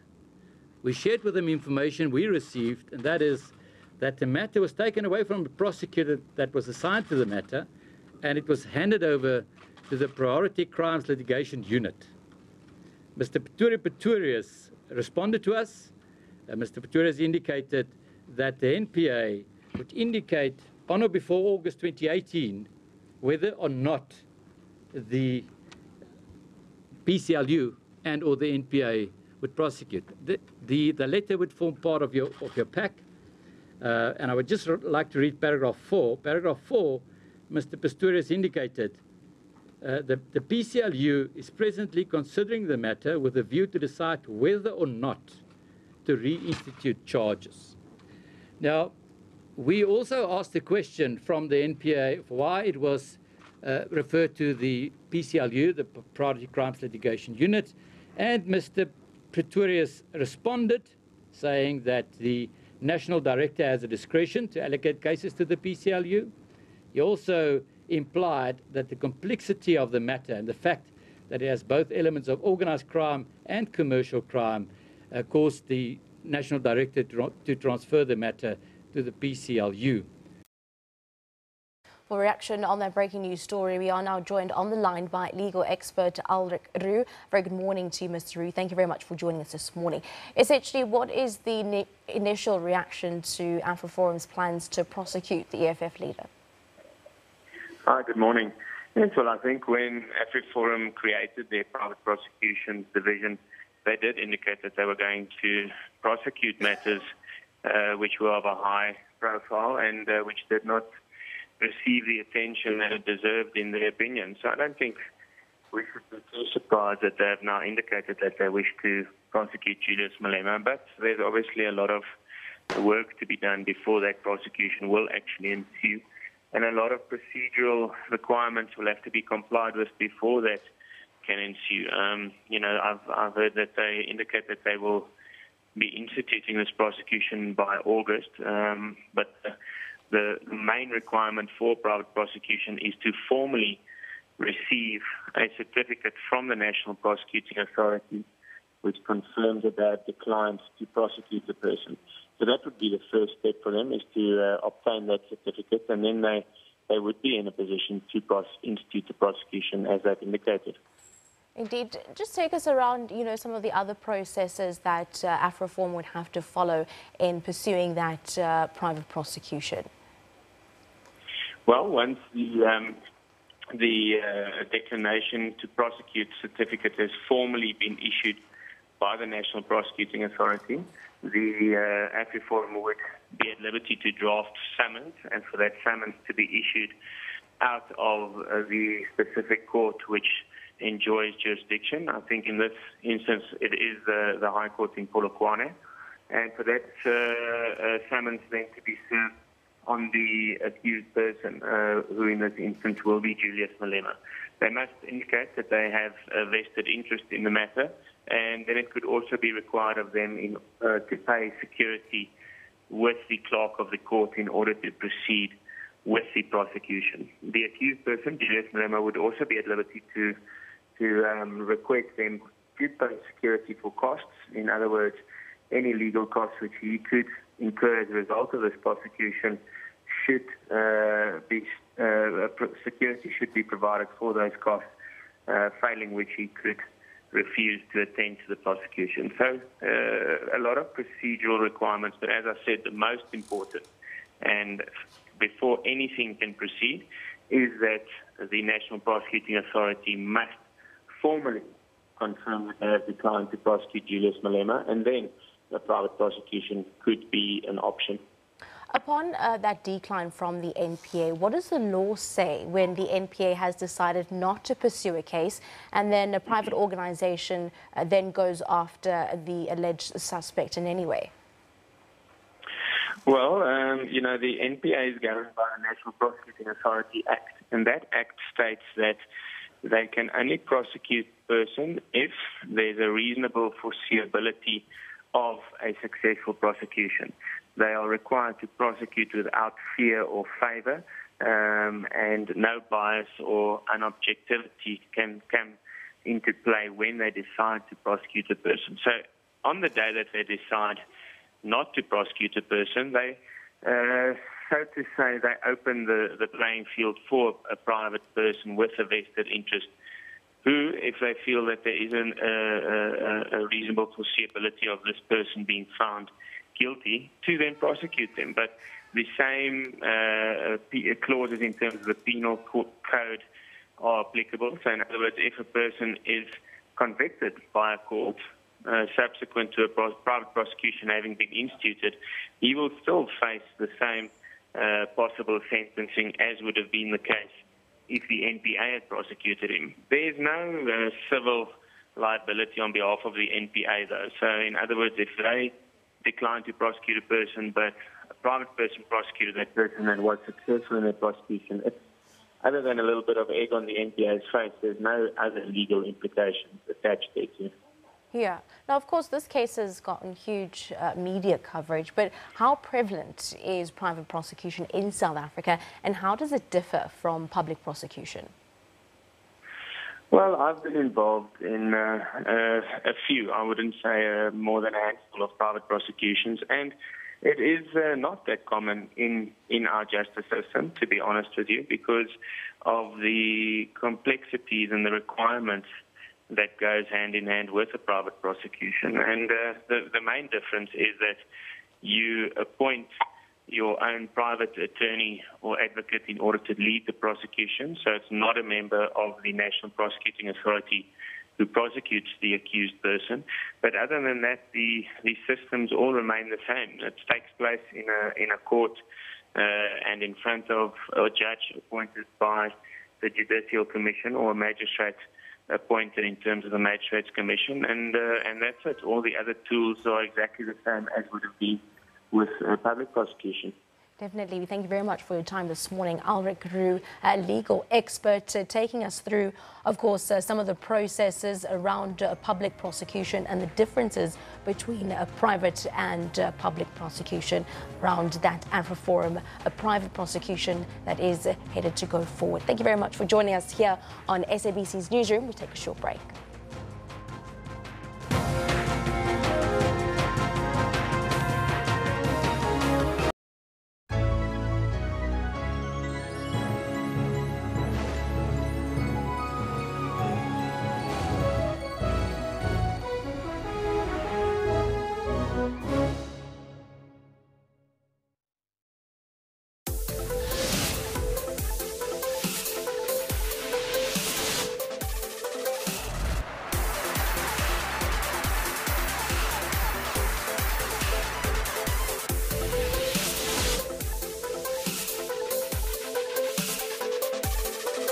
No. Yes. Yes.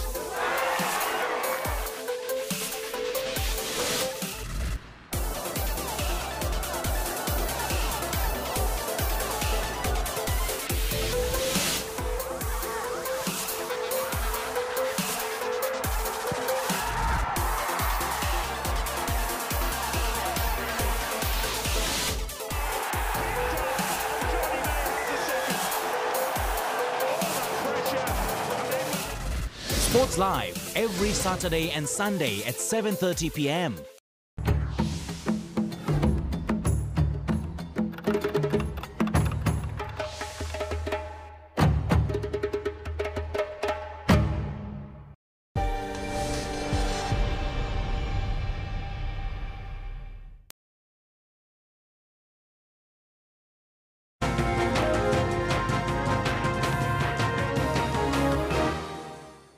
Very good morning to you. Welcome to SABC's Newsroom. Well, the African National Congress Youth League is headed for elections. The provinces have already started naming their preferred presidential candidates.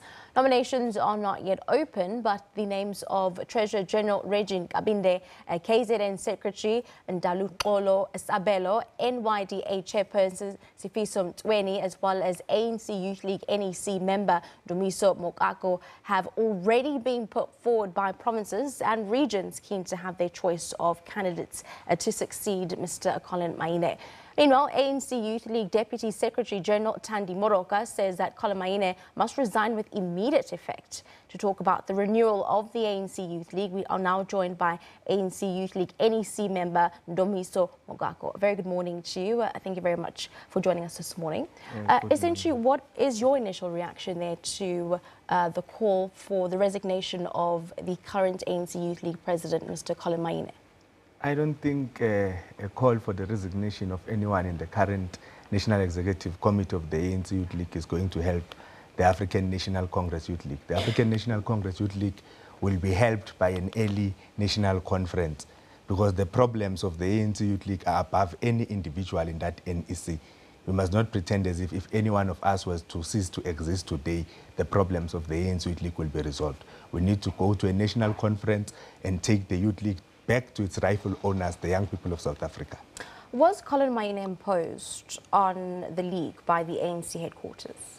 When we went to the previous national conference of the ANC Youth League in 2015, there were many issues that happened before that conference. You will recall that there were even legal challenges which were put forward against the then national task team, or the team which was tasked with convening the national conference. So when people lobby, there are many things that take place. Others do have a strong view, which is really not far from the truth, that there are all people who played a role in who gets elected in the previous conference. And that is what we must make sure that we avoid in this upcoming conference. Definitely. Well, it's also something that's been making headlines this morning, and that's, you know, the resignation, or the call for the resignation of Premier Supra Mahumapelo. What is your views on that?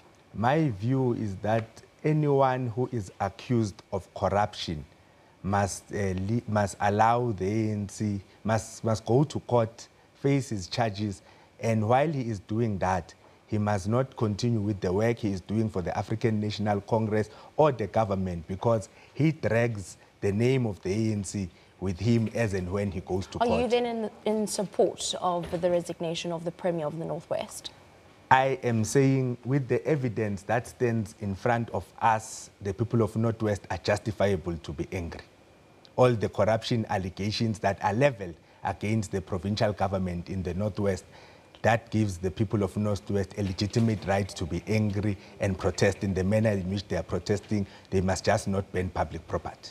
Now, you mentioned, you know, the renewal as well as the reputation of the ANC. In you being an ANC Youth League NEC member, are you confident that going forward, the ANC Youth League can rebuild, you know, the notion that it has, as well as its reputation going forward, and be that once powerful voice for the youth that it once had? It is, I am indeed very optimistic that the Youth League will rise once again, but there are certain things which we must get correct, because the process of renewal is not an automatic process, but there ought to be conscious actions that are done deliberately to renew an organization. One of them for the ANC Youth League is to run legitimate processes, to have internal processes that enjoy credence with all its members. The second leads to be a voice of the voiceless youth of South Africa who are found smoking drugs in the township, the voiceless youth of South Africa who are exploited by labor brokers, the voiceless youth of South Africa who are frustrated by racism in corporate South Africa. That is the only way in which the Youth League can reclaim its legitimacy in public and within society. Now, the ANC Youth League used to be, you know, very, very vocal with regards to issues that, you know, they held close to them. Recently, Mama Winnie Madikizela Mandela was buried, and the ANC Youth League wasn't necessarily given the opportunity to pay their tributes. Why was the ANC Youth League not bothered to be able to give them that opportunity? It seems as though, you know, things just went on as normal. That's a very regrettable decision from the African National Congress and the people who were involved in setting up the program in the president's office, because you'll recall that was an official state funeral. Because Mama Winnie has always been a friend and a darling of young people. He related with the youth of 1976. He related with the generation of the 80s, which was called the Young Lions. He related recently with the Fees Must Fall youth activists. So there is no way in which you can separate Mama Winnie from the young people of South Africa. And I think it was serious oversight from both the ANC and those in government. And we also have to take responsibility as the African National Congress Youth League, because we did not play our part fully in celebrating the life of Mama Winnie, which could have led to this denial of an opportunity to speak about our hero on her funeral. What do you make of statements that have been said that the former leaders of the ANC Youth League, that many of which now are part of the EFF, seem to be setting the agenda for the ANC? For example, the removal of President Jacob Zuma, as well as land grabs, or the no motion of confidence that has been posed against Athol Trollip. I think you would understand that the ANC went to its 54th National Conference in Nazareth in one of its weakest states. Those who are very conversant with the history of the ANC will tell you that the last time the ANC was this weak was in the late 60s, in the early 60s, after they had incarcerated many of its leaders. So you would understand that when an organization that came out of the 54th National Conference with a program of organizational renewal to reclaim our moral authority in society. So at some of the things we will lag behind, in some we will regain ourselves and start setting the agenda. But as things stand, we are regaining our moral authority in society. The mood is very jovial. South Africans are happy with President Cyril Ramaphosa and the collective he leads with. So we are very optimistic that by the time we go to the general elections, the ANC will be a credible leader of society, which would have earned its leadership of society through always been with the toiling people of South Africa. Definitely. Speaking of leadership, what distinguishes the founding fathers of the ANC Youth League from some of the leaders that we're seeing now in the ANC Youth League? I think we must first accept that times are different. That is the first appreciation we must make. Secondly, and say that we don't want to be like them, but we want to emulate them. What are the important things that we must do? Some of the things which the ANC Youth League ought to do now is to, at all times, elect leaders that enjoy the support of all young people in society.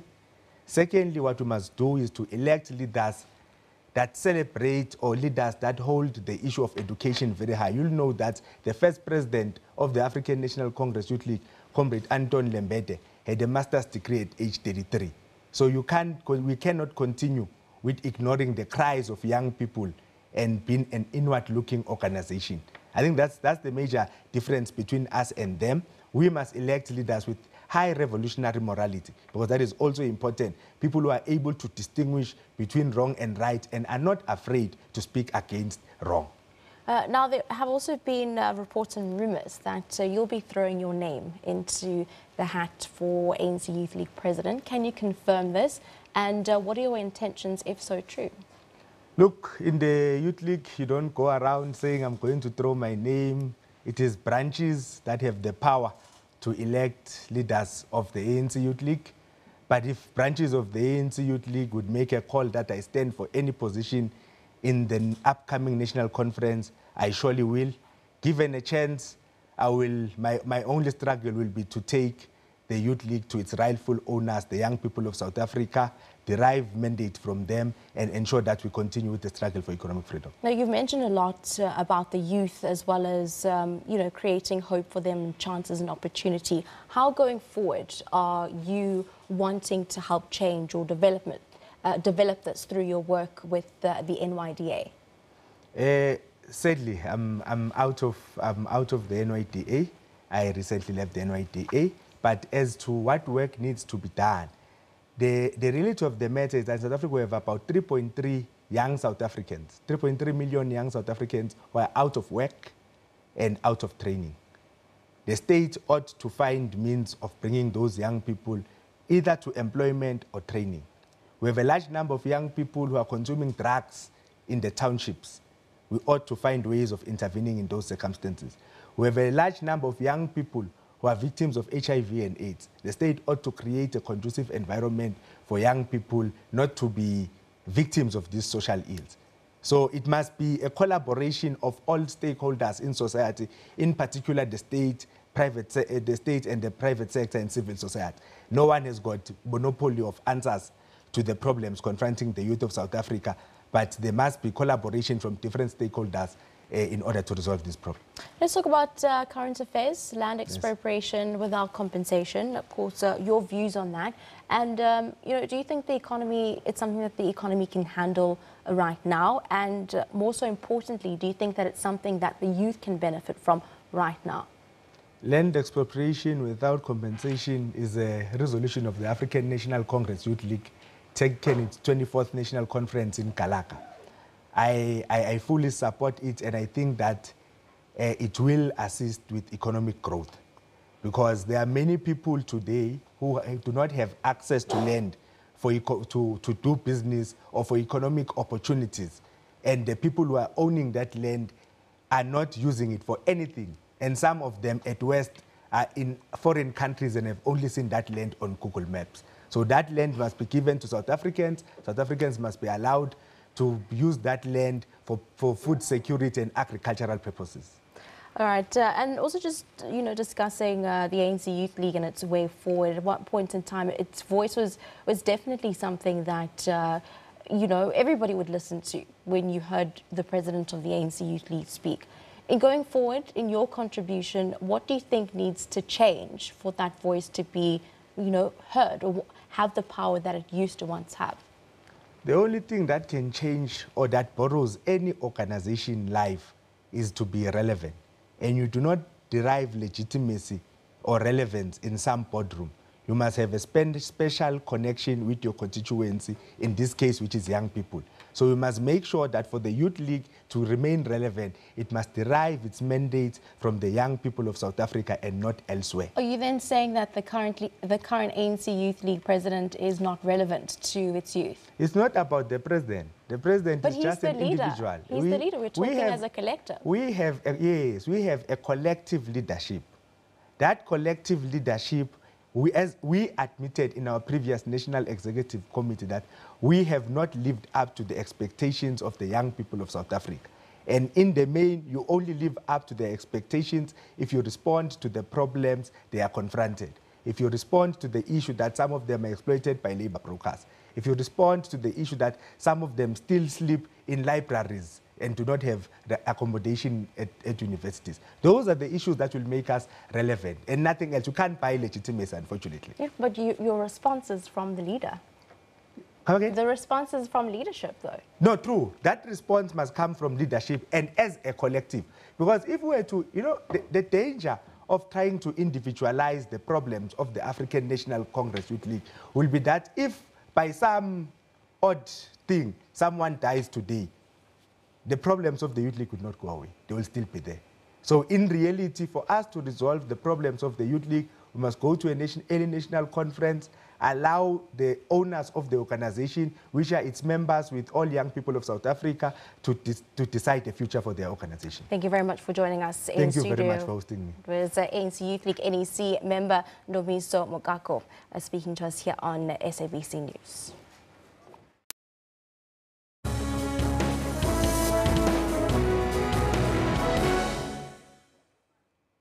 The breaking news just coming in, 2 men have been killed in a taxi violent shootout in Tsakane on the East Rand in Johannesburg. A third man, who is a rank manager at the Duduza, a taxi rank, was critically injured. The 2 men were private security officers who had been accompanying the rank manager. The rank manager is currently fighting for his life at the Polosong Hospital. For more on this, we are joined telephonically by our reporter on the ground, Matlaku Komane in Tsakane, east of Johannesburg. A very good morning to you. Can you give us details around the incident and what happened this morning? Good morning, Shante.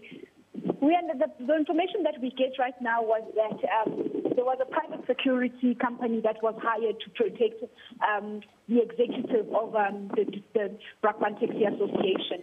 And this morning, the security men went to collect the rank manager, the taxi rank manager from his home. And as they were accompanying him to the taxi rank, they were then ambushed by 2 cars, one from the front and one from the back.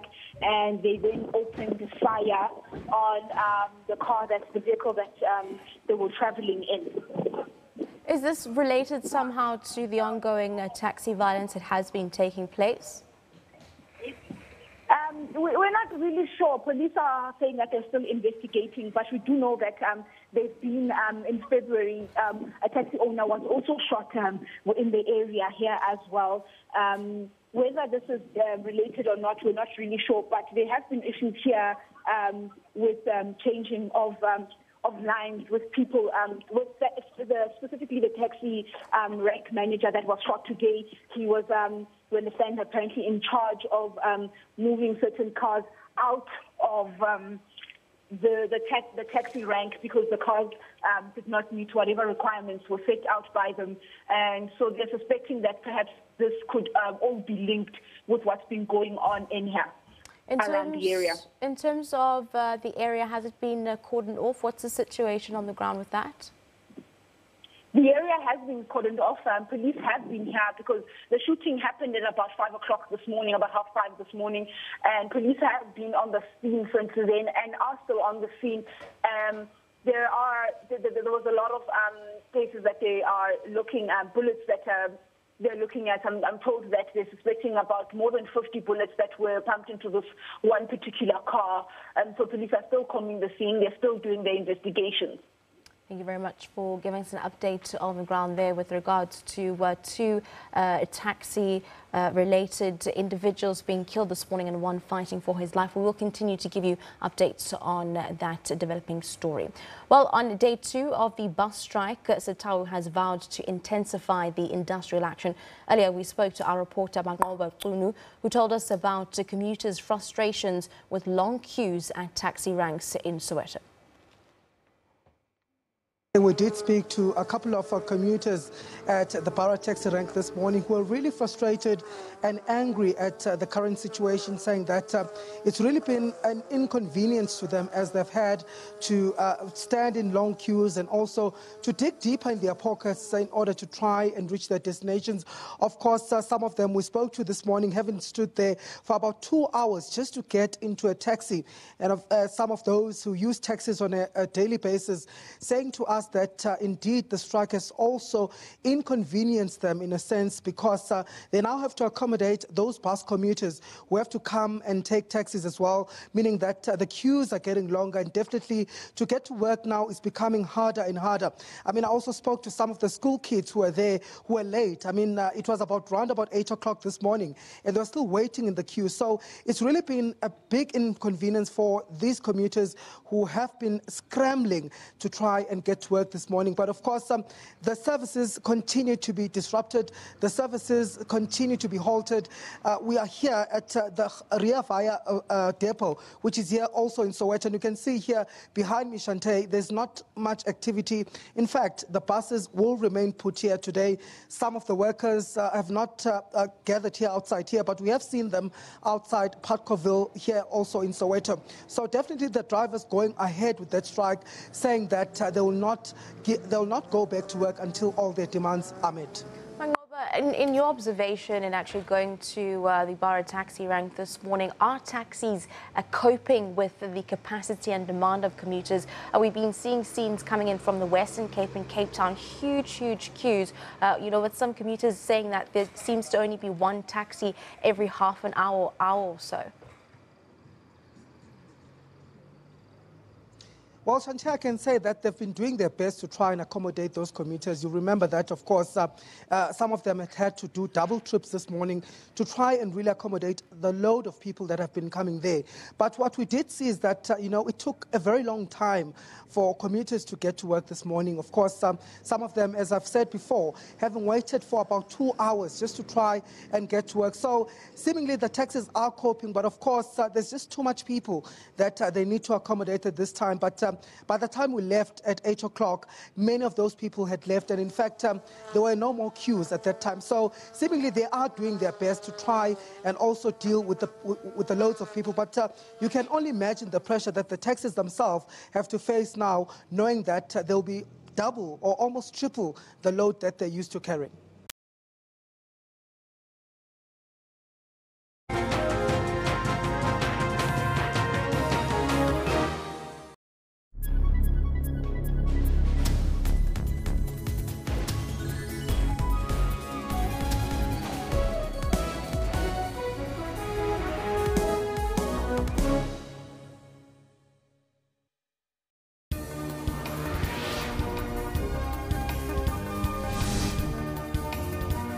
The Western Cape needs national government to fulfill its mandate on ensuring a bulk water supply. We must ensure that the city of Cape Town never confronts this particular situation again. The ESCOM is serious about stamping out corruption, which is why the market is now beginning to accommodate us. Looking at neighboring countries, expecting Botswana just to see partly cloudy skies with a high of 34 in Gaborone. News today at 3 p.m. from Monday to Friday on SABC News. Robots, automation and artificial intelligence are becoming an increasingly important part of our lives. We love the term disruptive technologies. Parents and caregivers are taking part in Facebook. On Network, we give you Africa's technology and social media news. My favorite piece of technology is the microwave. The reason why I can't live without my cell phone is because I do everything on my cell phone.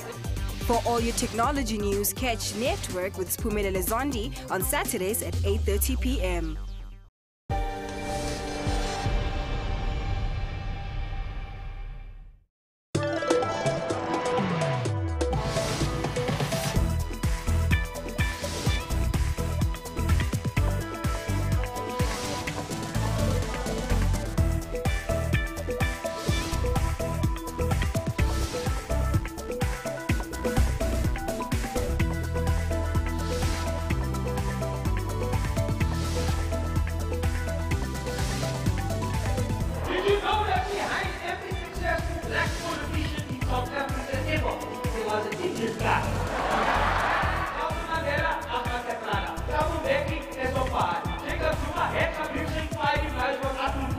We give you a front row seat to all the local and international entertainment news on Trends every Saturday from 12 to 1.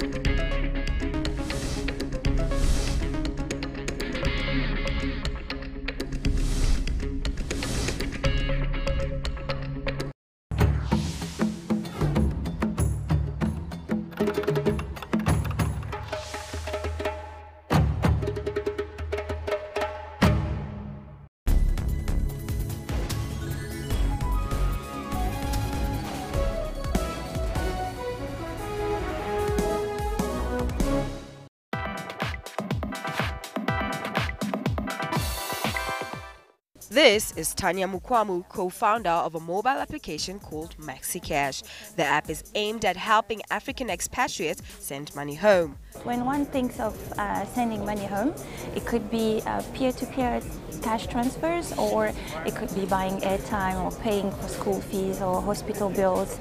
So the list really expands. So it was just making that process a lot easier for African expats, bearing in mind that they have such high fees, going through your traditional agencies and so forth. So we just thought that, that money could be routed to better use.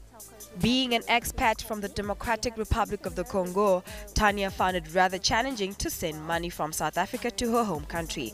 This is when the MaxiCash app was born. It was really personal frustration to begin with, like I think a lot of solutions. I'm an expat myself. I'm originally from the DRC, so I've had that experience of sending money to my parents or anyone I support back home, and having to leave work and take time off, and there's so much paperwork and often you don't have the right papers. I've been robbed, believe it or not, with all the with cash on me. So it was really just my own experience, and through studies obviously I noticed that a lot of African experts and others experienced the same issues. So it took the time to study and have the proper technology and make sure the market was ready for our solution. Because of South Africa's functional banking infrastructure, mobile money services such as Kenya's M-Pesa rarely survive. What makes MaxiCash different from these? The app is available for download on Google Play and your Apple Store. And one downloads it from anywhere. And we do have some selective markets where you can cash out your funds. So right now, from a cash out point of view, you can cash out in South Africa as well as the DRC, and soon entering into like the Eastern African market. We integrate with the FNB e-wallet, so the recipient will receive the money like they would, you receive your SMS, your e-wallet payment is there, and you go to any FNB ATM and cash it out. Tanya comes from a logistics and transportation industry and fell into the tech world, where she learnt a lot, and with the help of other techies, she eventually built an app that will make life easier for others. Buy airtime. Obviously, you can sponsor airtime for someone across the border. So you've got.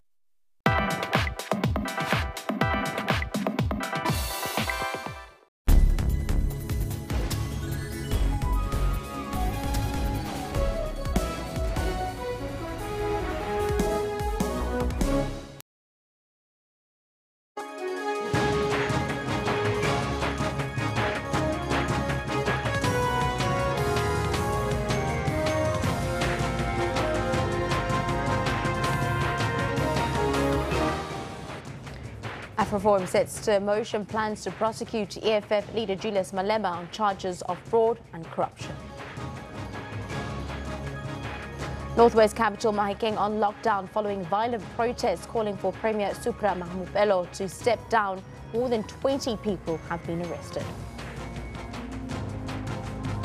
Disputing parties go back to the negotiating table on day 2 of the nationwide bus strike. I would say when we win it instead of if we win it, and I would wish that all goes accordingly, and truly so. Nedbank, even in the league as well, if we have a good run and a good campaign, finish second or third, it gives you the opportunity. But Nedbank, winning Nedbank obviously becomes a direct one. As the Chiefs coach Steve Kompelo, who has remained mum on his future with the club, is confident going into the Nedbank Cup semi-finals. If the team win the competition, they'll qualify for the CAF Confederations Cup. Very good morning to you and welcome to Newsroom. I'm Shante Yankees. Thank you very much for joining us this morning. We'll be giving you some updates around that presser that was released by AfroForum regarding charges against EFF leader Julius Malema, as well as some of the other updates regarding the bus situation and how commuters have been affected. We'll also have the latest from the continent in this last hour. Valen Kirtley is standing by with all your sporting highlights. Very good morning to you, Valen. Sporting-wise, well, there's lots been happening and lots to look forward to. Yeah. Shante, good morning to you and good morning to our viewers. Good to be with you here on Newsroom. We'll be bringing you a full look at what's happening in your sports world at 1:45 the hour. Time now to return to the news desk for your top story.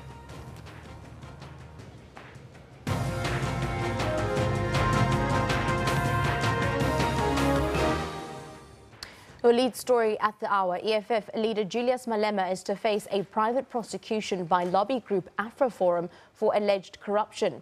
It relates to an engineering contract awarded to On Point, a Limpopo-based company believed to have links with Malema's family. We are planning to prosecute Mr. Julius Malema on charges of corruption and fraud.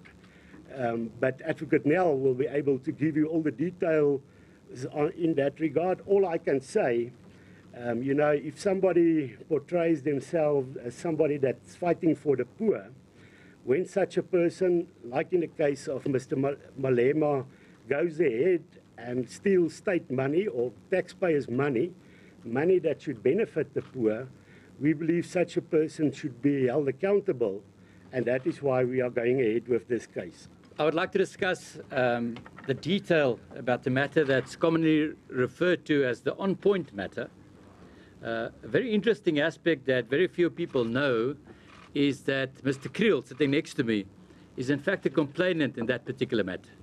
Mr. Creel laid a charge on the 24th of July 2011 that led to the later prosecution of Mr. Malema and his co-accused. A prosecutor was assigned to the matter and drafted the indictment. Now, the indictment consists of the following charges. There were 2 racketeering charges, 5 corruption charges, 4 fraud charges, and 40 counts of the contravention of Section 6A, B, and C of the Prevention of the Organised Crime Act.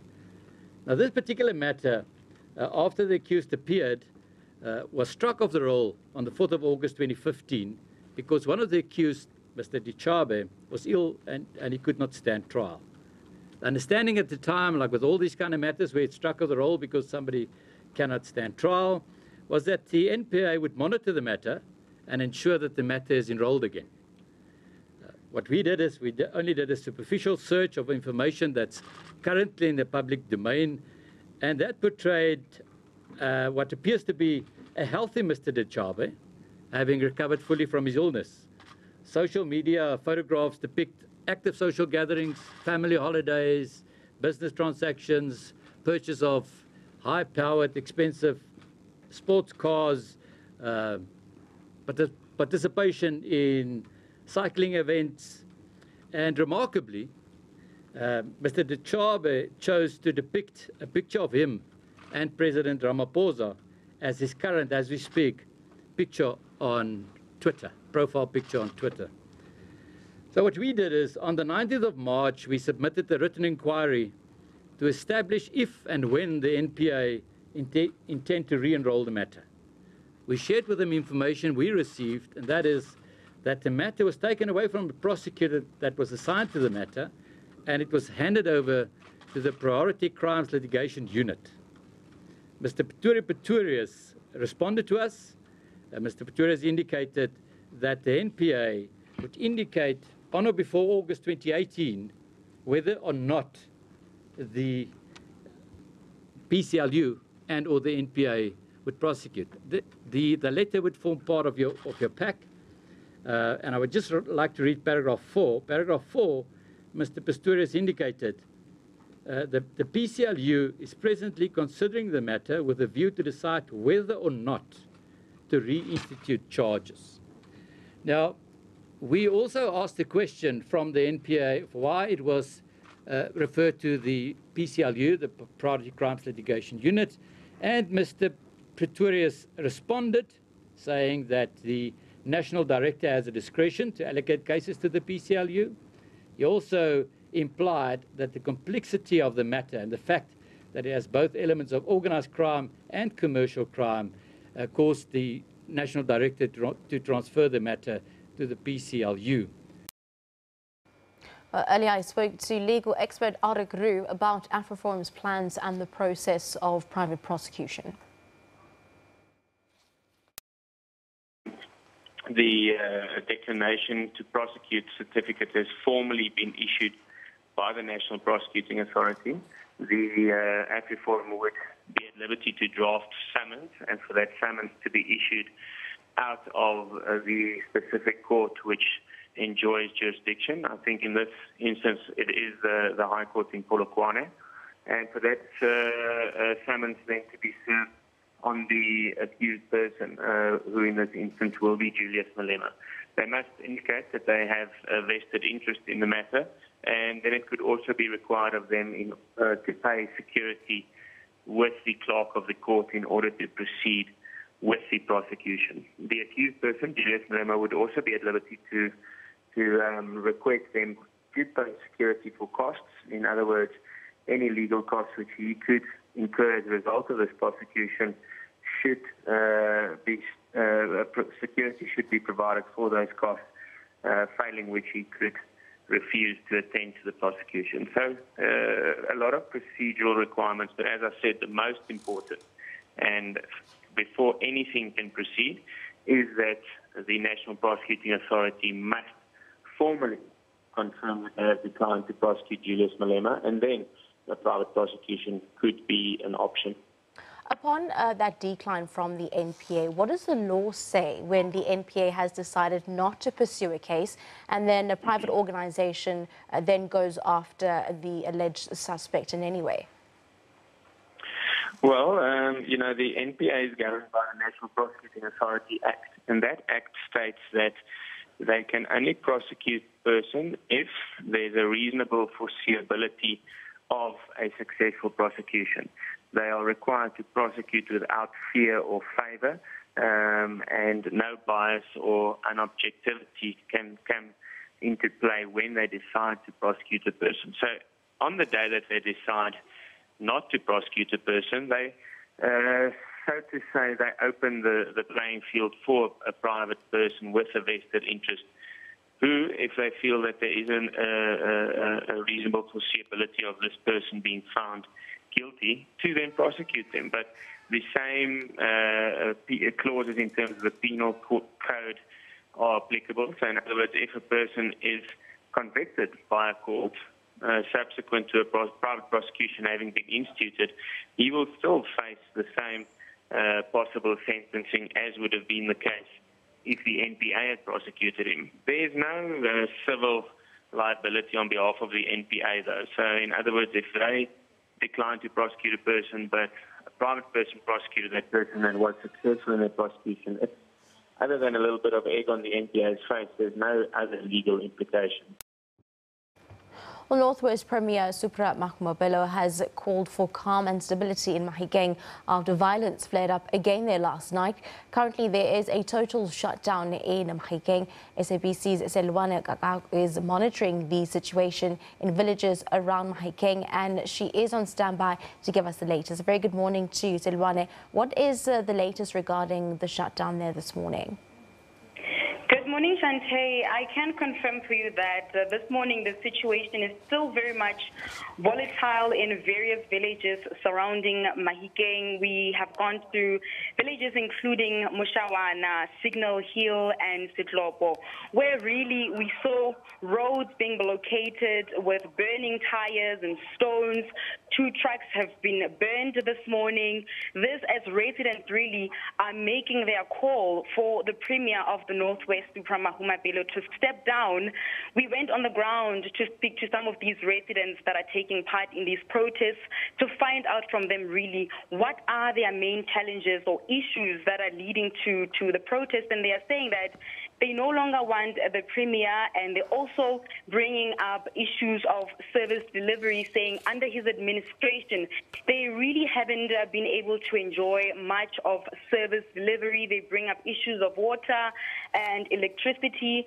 Another issue that they bring up, perhaps it's worth highlighting that this one they really bring forward with so much anger, which is the Danelle bursary that was recently given to the Premier's son. You would know that it's worth more than 1 million rand. Really, they are saying that there are so many children that are sitting jobless in communities. They are not getting opportunities for employment or opportunities to study, yet some children from privileged families are able to enjoy these benefits. Also, another issue to highlight is that we have seen 2 main shopping complexes in Mahikeng, being Mega City and the Crossing, closed today. Perhaps you'd remember that a complex or a shopping, not a shopping complex, but a shop in Unit 14 in Mahikeng was looted yesterday during this protest. And we're not seeing much of traffic on the roads. We're not seeing much of the buses. We're not seeing much of taxis. We've seen also learners are not in school. They're roaming around the streets. So that is just some of the impact of the strike that we are seeing on the roads of Mahikeng this morning. Let's also just discuss, some of the issues that other residents have had with regards to the Department of Health there regarding that mediocre contract that had taken place, as well as the frustrations that have been coming to the fore on nurses and doctors at hospitals in the Northwest. Look, perhaps you can say also this is related to the Nehawu strike that has been taking place in the province. You'd remember that Nehawu has been coming up to say that they demand various things from the Northwest Health Department, which is salary increases amongst their issues, which is people to be given better job opportunities, or can I say better salaries and better job scales. The other issue is that they are saying there's so much corruption within the Department of Health.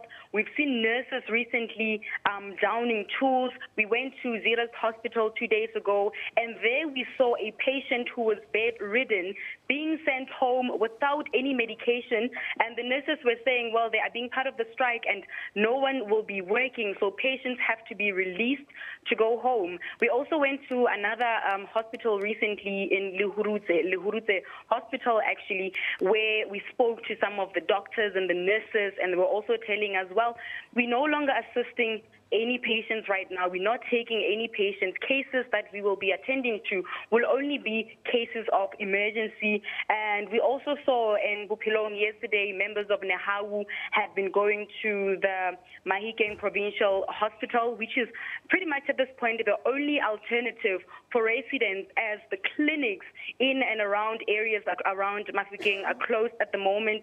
It's the only alternative. People are going there. But yesterday we saw members of Nehawu going there to say nurses must also stop working there and be part of the strike. So really, those are some of the concerning issues that are coming across. And of course, the Mediosa scandal or issue really is one of the issues that Nehawu has been raising time and again, saying they are not happy with the contract of Mediosa. As you would know, that it is a Gupta-linked company that is now having a contract with the Northwest Department, which paid more than 30 million rand prior to any services being rendered, while the department does not even have a budget to pay its service providers. Definitely. Thank you very much for giving us an update on the situation on the ground in the Northwest. SABC's Selwane Kakao giving us more updates on that. Let's take a short break. Do stay tuned. We have more news and updates. Of course, we're not going to take a break, actually. We're getting our reporter, Nicoline. She's also going to be giving us an update with regards to the Northwest. I believe let's go for a break, and then we'll have a look at some of the other issues there and our reporters on the ground.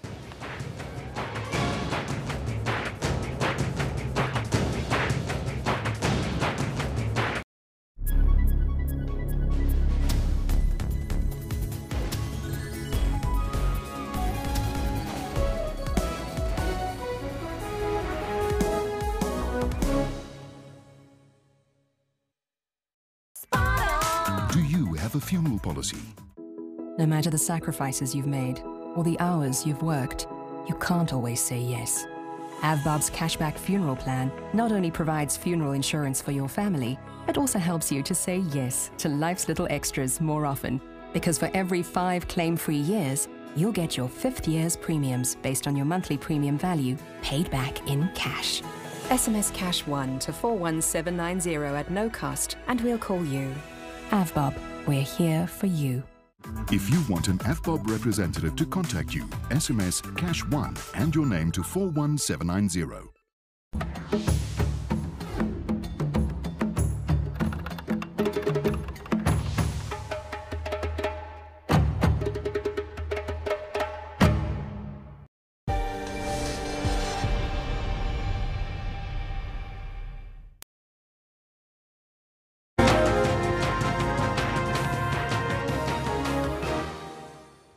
Welcome back. Well, there is a reported total shutdown of services at Mahikeng Provincial Hospital amid ongoing health service strikes in the province. For the latest, we crossed our reporter, Nicoline Smallman. A very good morning to Nicoline. Of course, we just heard the sentiments earlier on from the Northwest MEC for Health regarding the situation. They're saying that, many of the nurses as well as, other issues related to health seem to be a very, very important issue, and very many frustrations rather coming to the fore. What's the situation at the hospital this morning? Good morning. We were greeted by an absolutely heart-wrenching sight at the hospital as we found the majority of patients there being left stranded. Many of the nurses and other healthcare professionals, like radiographers and pharmacists, have down tools and are not rendering the necessary care to patients. We have found frail and elderly people there. We even found a woman who is seriously ill with pneumonia who was brought in by her employer, who said she had been admitted there a week ago, and then all of a sudden last night she was told to leave. Out of desperation, he brought her back to the hospital as he could not find an ambulance to take her through to hospitals in Lichtenburg or Ituiseng. Now, the Mafeking Provincial Hospital is the main referral hospital in the Nakamodiri Molema district of Northwest that has to render care to all of these patients. She was clearly having trouble breathing and in need of oxygen. We went through with our cameras in the orthopedic ward, where we even found patients discharging themselves, saying that they are not receiving medication, they are not receiving food, so there is no point of them remaining in the hospital. Some of them have been waiting on operations from as early as February. The reason for this, they are being told, as there is not enough anesthesia available in theatre. Anesthesia is only being reserved for absolute emergencies like cesarean sections. And have there been any other temporary arrangements to address the current situation? I have spoken to the MEC for Health about an hour ago. He has confirmed to me that South African National Defence Force soldiers will be deployed later in the hospital we can expect them as early as this afternoon, otherwise by the latest tomorrow morning. He is busy compiling figures to send through to the SANDF as exactly pertaining as to how many officials will be needed to be employed at the hospital. Now, we do know that this hospital in particular is one of the biggest hospitals in the area. You've then mentioned that patients are actually discharging themselves, many leaving the hospital. What are the options for, the sickly or patients in need of medication in the Northwest to get other services? We also understand that clinics in the nearby vicinities are also closed. Exactly so. They are being rendered helpless. Your first point of referral is the clinic. The clinic is not able to help in this instance. Patients are then supposed to go to the district hospitals in town like Ituiseng, Deerest or Lichtenburg. These hospitals are also being affected by the Nehawu strike in the province. Then they are supposed to access care at Mafeking Provincial Hospital, which has now come to a basic lockdown. With regards to any arrests, have there been arrests made at the hospital? And would you describe the situation as calm or intense? The situation outside of the hospital is quite volatile, with Nehawu members gathering there. They have proceeded to vandalize signage to the hospital. They've barricaded the roads. Inside the hospital premises, it is calm. The few employees that we have found there on duty are trying their utmost best to render care to the patients with what they have available. Thank you very much for giving us the report there, Nicolene, a small one. With regards to the situation in specific, the hospitals and the clinics that have been affected by the ongoing strikes outside the hospital, mentioning that it's very, very volatile. And inside it seems to be calm as nurses are not attending to patients. And then also hearing word from our reporter on the ground, patients actually discharging themselves, saying that they have not received the necessary medication. We will be keeping you updated on that. In another news story that came through this morning, 2 men have been killed in a taxi violent shootout in Tsakane on Johannesburg's East Rand. A third man, who is a rank manager at the Duduza taxi rank, was critically injured. The 2 men were private security officers who had been accompanying the rank manager. SABC reporter on the ground, Matlako Kobane in Tsakane east of Johannesburg, filed the report. The information that we get right now was that there was a private security company that was hired to protect the executive of the Brakpan Taxi Association.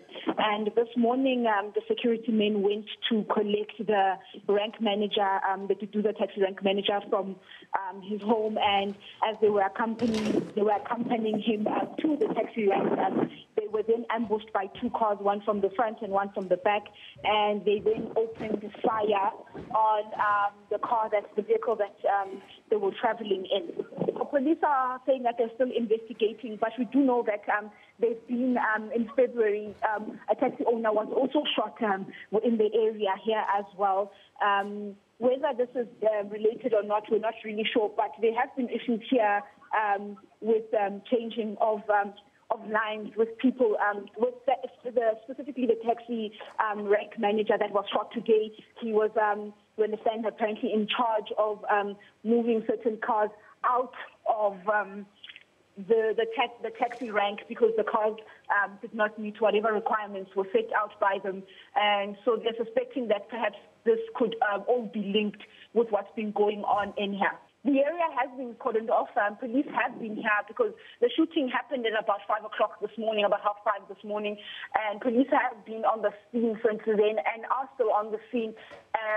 There was a lot of cases that they are looking at, bullets that they're looking at. I'm told that they're suspecting about more than 50 bullets that were pumped into this one particular car. And so police are still combing the scene. They're still doing their investigations. Well, the KZN Education MEC Mthandeni Ndlungwane says the sanitary towels distributed to schools in the province are SABC approved. This after teachers raised concerns about the quality and oversupply of the product to schools. Education Minister Andrew Motshekga has appointed a team of forensic investigators and a multidisciplinary task team to look into the allegations. Ndlungwane says the investigation is still ongoing. Onetu wants alleged corrupt education officials in KZN to be brought to book. They are demanding answers. The teacher union wants to know why vacant posts are still not filled and why there was an oversupply of sanitary towels in some of the schools. Later, Vice President Nkululeko Mqobo joins us now for a chat in studio. Very good morning to you. Thank you very much for joining us this morning. As an organization, why are you calling for the sanitary towels to be recalled from the schools? Oh, thank you very much, Chandel. No, the problem is that there is an oversupply of these sanitary towels, such that teachers are having a problem now of where to store these sanitary towels. They even give these sanitary towels to wrong learners now, to learners who do not need them. In other schools, you find that even grade R and grade 1 learners are given these sanitary towels, because there is an oversupply of them. And another problem with these sanitary towels is that they are not approved by SABC, South African Bureau of Standards. So we are not sure of the quality. And these sanitary towels are used by young girls. They are very sensitive. So parents are complaining in schools. They want to know who are the manufacturers, because they are not indicating who are the manufacturers. Now, in terms of the quality that you've brought into question and mentioning that these sanitary towels that are being distributed are not SABC approved, have there been any incidents reported related to possibly a young woman or child using one of these sanitary towels and being sickly? There have not been any report of the child who has become sick, but parents are complaining left and right to educators, asking them, where are these sanitaries coming from? Who is the manufacturer? Because all that information is not there. And in these sanitary towels, there is no even indication of when were they produced, the expiry date, nothing. All right. Have you engaged with the health department and the education department on the issue? Yes. And what has the response been? Since the Minister of Basic Education is conducting this investigation, it is because we've spoken to the minister, because we tried several times to speak to the KZM Department of Education, but they have been giving some excuses, not wanting to meet with us. Mm-hmm. And as a union that represents teachers, were you at all consulted about the projects and the rollout of the sanitary towels into the schools? Not at all, because these questions we are asking now, we would have asked them in that time when we were consulted. We were not consulted at all. Mm-hmm. And then also with regards to, some of the other issues that you've brought going forward with regards to posts in the education system in schools that have not been filled with regards to vacancies. What is your issue around that?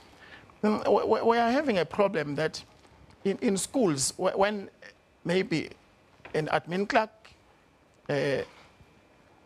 is no longer in the school, the post is not advertised. Mm-hmm.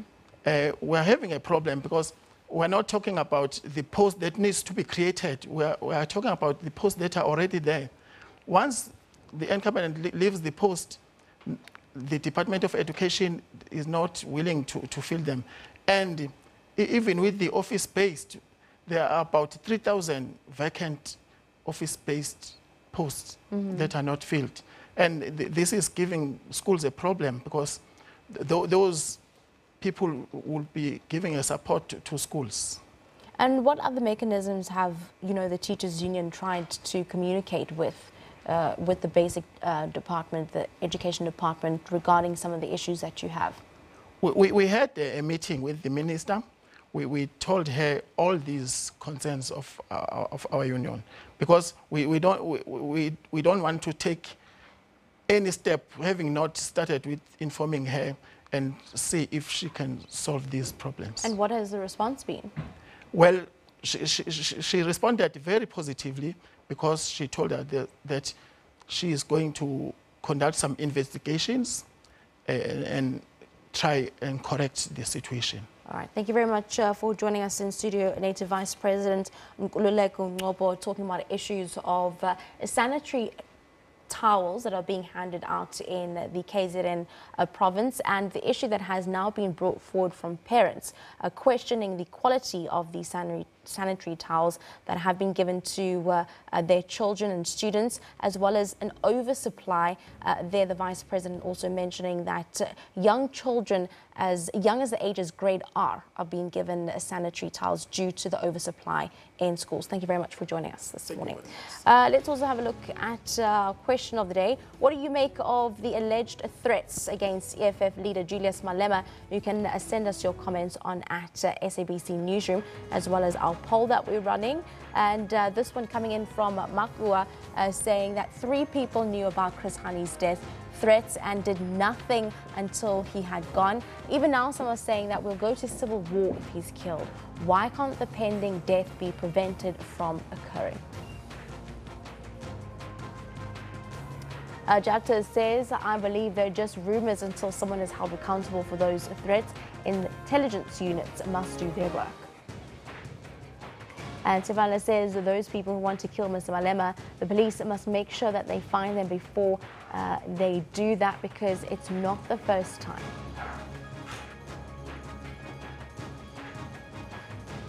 Of course, yeah, he was mentioning that this is not the first time that he had received threats. Thank you very much for participating in our question.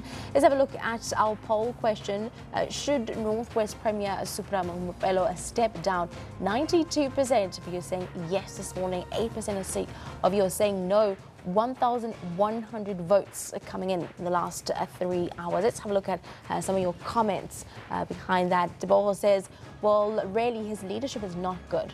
Look at our clinics. They don't have medicine and for chronic patients. The Department of Health doesn't have enough money to buy medications for patients.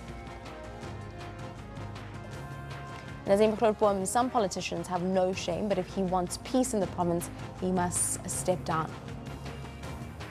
And Letlagu says that we had hoped on this man when he came, but now he is a shower of himself.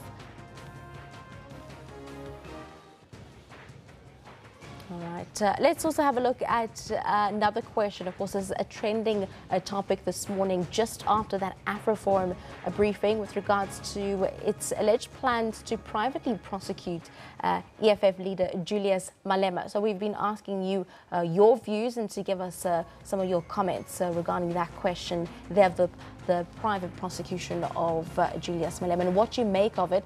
Well, this one coming in saying they've just confirmed what many suspected all along, which is the fact that they have formed this thing to prosecute black people. They are not for justice at all. They are merely here to guard and protect the status quo. Another one coming in, this is just a witch hunt against Malema. AfroForum is only targeting him because of land and for speaking openly against white people. They won't succeed. Malema has our full support. Rudy van der Merwe says, a little disappointed. I always looked up to AfroForum, but like the one fellow laid it out, the first cry facets didn't work, and then intimidation, planned assassination, and now this, all on the back of the EFF gaining momentum with the ANC and DA supporters. It's a bit fishy. Andy, thank you very much for sending us your comments and your views regarding our trending topics, issues and stories this morning. Let's have a look at what we can expect coming up after the break. Well, a strange case of theft as 3 men bust into Nigeria's Senate and snatched the ceremonial mace. Find out why they stole it and what it means. This and more when we come back.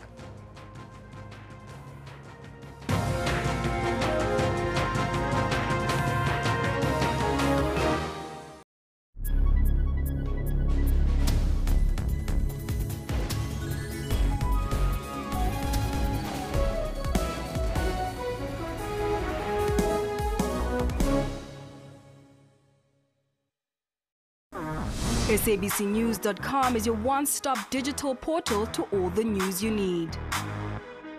With a website that is easy to use on mobile, SABC News prides itself in being the primary source of public service content across multiple platforms. Watch live streams of all the big news events on the SABC News YouTube channel, which is one of the most viewed South African YouTube channels globally. And catch up on the best of SABC television and radio news. Follow breaking news on all of the SABC News social media platforms, interact with SABC News on Facebook, and stay connected on Twitter for the latest headlines and real-time updates by our reporters. SABC News, everywhere.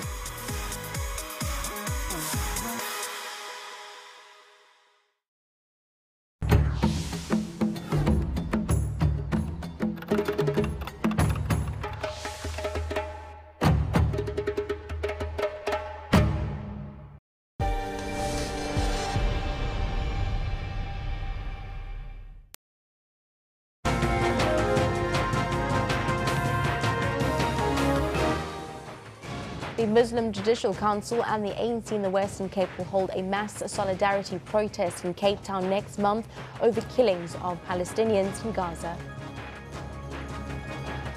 Africa's last remaining monarch, King Mswati III of Swaziland, marks his 50th birthday. And more than 200 child soldiers have been released by armed groups in war-torn South Sudan. Leading at the half hour, it's day 3 of President Ramaphosa's visit to the UK to attend the Commonwealth Heads of Government meeting. The president used a working lunch with business leaders and a roundtable with his African counterparts to press the case that South Africa is entering a new era of confidence and is an unattractive, or rather attractive, destination for investment. Our correspondent in London, Paul Barber, reports for SABC. Cyril Ramaphosa is a man with a big mission. The president met top CEOs and investors for a working lunch in London's financial district. His message, South Africa has turned a corner and is open for business. There's a new mood, a new dawn, as I characterize it, a new feeling of a new era in our country, and a new dawn that is giving rise to a great deal of hope. The president said steps are being taken to improve South Africa's investment climate. He said he's assembled a strong cabinet team to manage the country's resources properly and is tackling corruption in state-owned enterprises. He also underscored the need to implement land reform, telling Bloomberg it was essential for unlocking economic growth.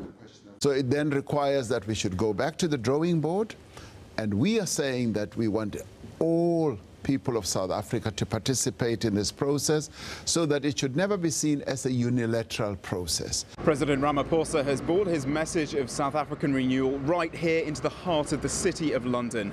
International business leaders are keen to hear what he has to say. But closer to home, the president has told his fellow African leaders that the continent itself is an increasingly important source of investment. At a business forum roundtable, the president said he wanted to strengthen partnerships and boost intra-African trade. Welcome news to investors from across the continent. A lot of investors look forward to South Africa because of the political stability of the place, and it's a viable place for investment. It all depends on what kind of investment you want to do. But they have a stable government at the moment, which is very good. The Commonwealth Heads of Government meeting kicks up a gear on Thursday as the leaders meet to discuss pressing challenges facing the group, including climate change, security and inequality. Paul Barber, SABC News, London. Well, staying with that story now, the official opening ceremony of the Commonwealth meeting is underway in London. Let's cross there live. Agenda. Not to point fingers or cross swords, but to assist decision makers, engage with communities, and promote best practices. We can register progress with brave steps taken in some of the members in our family. But there are still too many of our sisters and brothers who are criminalized, discriminated against, or even subjected to violence. If there is at least one takeaway from our term as chair, we hope it is this, and that the engagement continues. Finally, Your Majesty, allow me to thank you for your personal interest, the interest you take in our Commonwealth.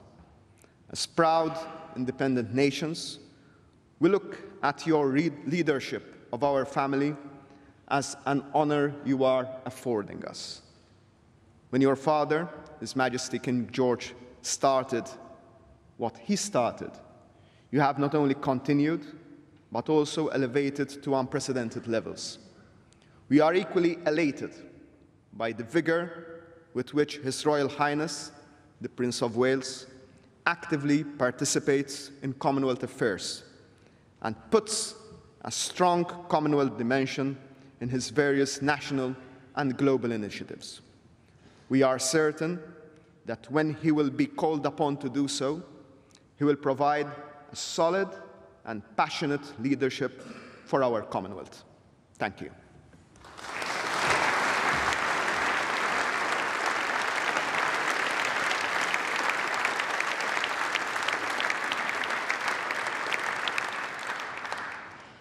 Thank you, Prime Minister.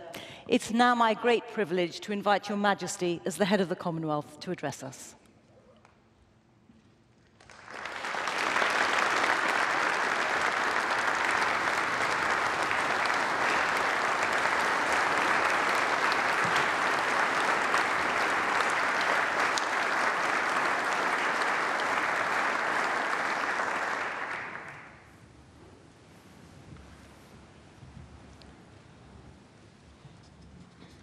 Prime Minister Muscat, Prime Minister May, Secretary-General, ladies and gentlemen. Having on so many occasions been welcomed to opening ceremonies around the Commonwealth, it is a pleasure this time to welcome you to my own home. Here at Buckingham Palace in 1949, my father met the heads of government when they ratified the London Declaration, which created the Commonwealth as we know it today, then comprising just 8 nations. Who then, or in 1952, when I became head of the Commonwealth would have guessed that a gathering of its member states would one day number 53, or that it would comprise 2.4 billion people. Put simply, we are one of the world's great convening powers, a global association of volunteers who believe in the tangible benefits that flow from exchanging ideas and experiences and respecting each other's point of view. And we seem to be growing stronger year by year. The advantages are plain to see. An increasing emphasis on trade between our countries is helping us all to discover exciting new ways of doing business. And imaginative initiatives have shown how together we can bring about change on a global scale. The Commonwealth Canopy has emphasized our interdependence, while the Commonwealth Blue Charter promises to do the same in protecting our shared ocean resources.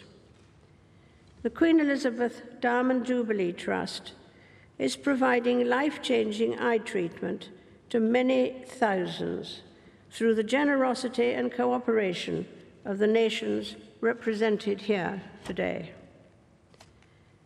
My family and I have been heartened by these and many other programs in which we are proud to play a part.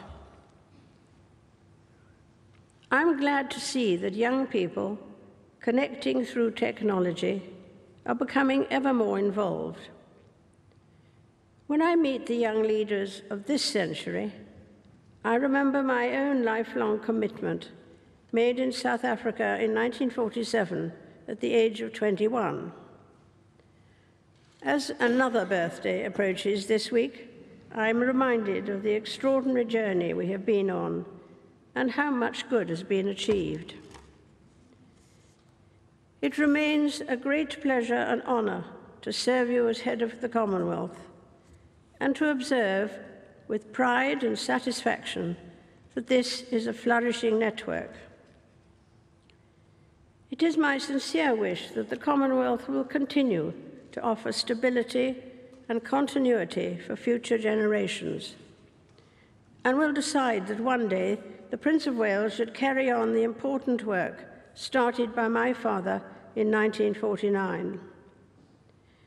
By continuing to treasure and reinvigorate our associations and activities, I believe we will secure a safer, more prosperous and sustainable world for those who follow us.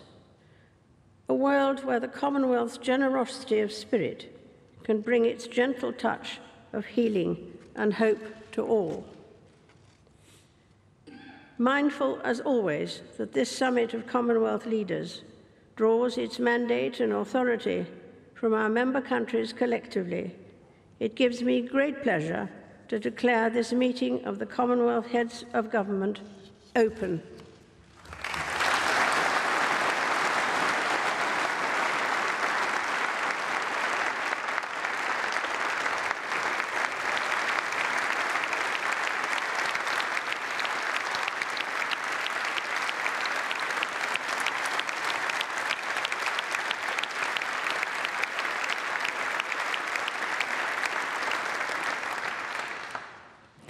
Your Majesty, thank you. We will now celebrate the Commonwealth's musical connections with an instrumental collaboration which draws on a range of folk styles and features musicians from across the Commonwealth.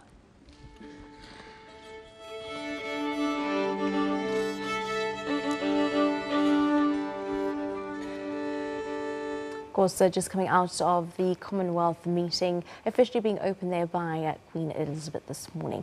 Well, that's a wrap-up of your news. At least for now, let's cross over to Azwi to see your weather update.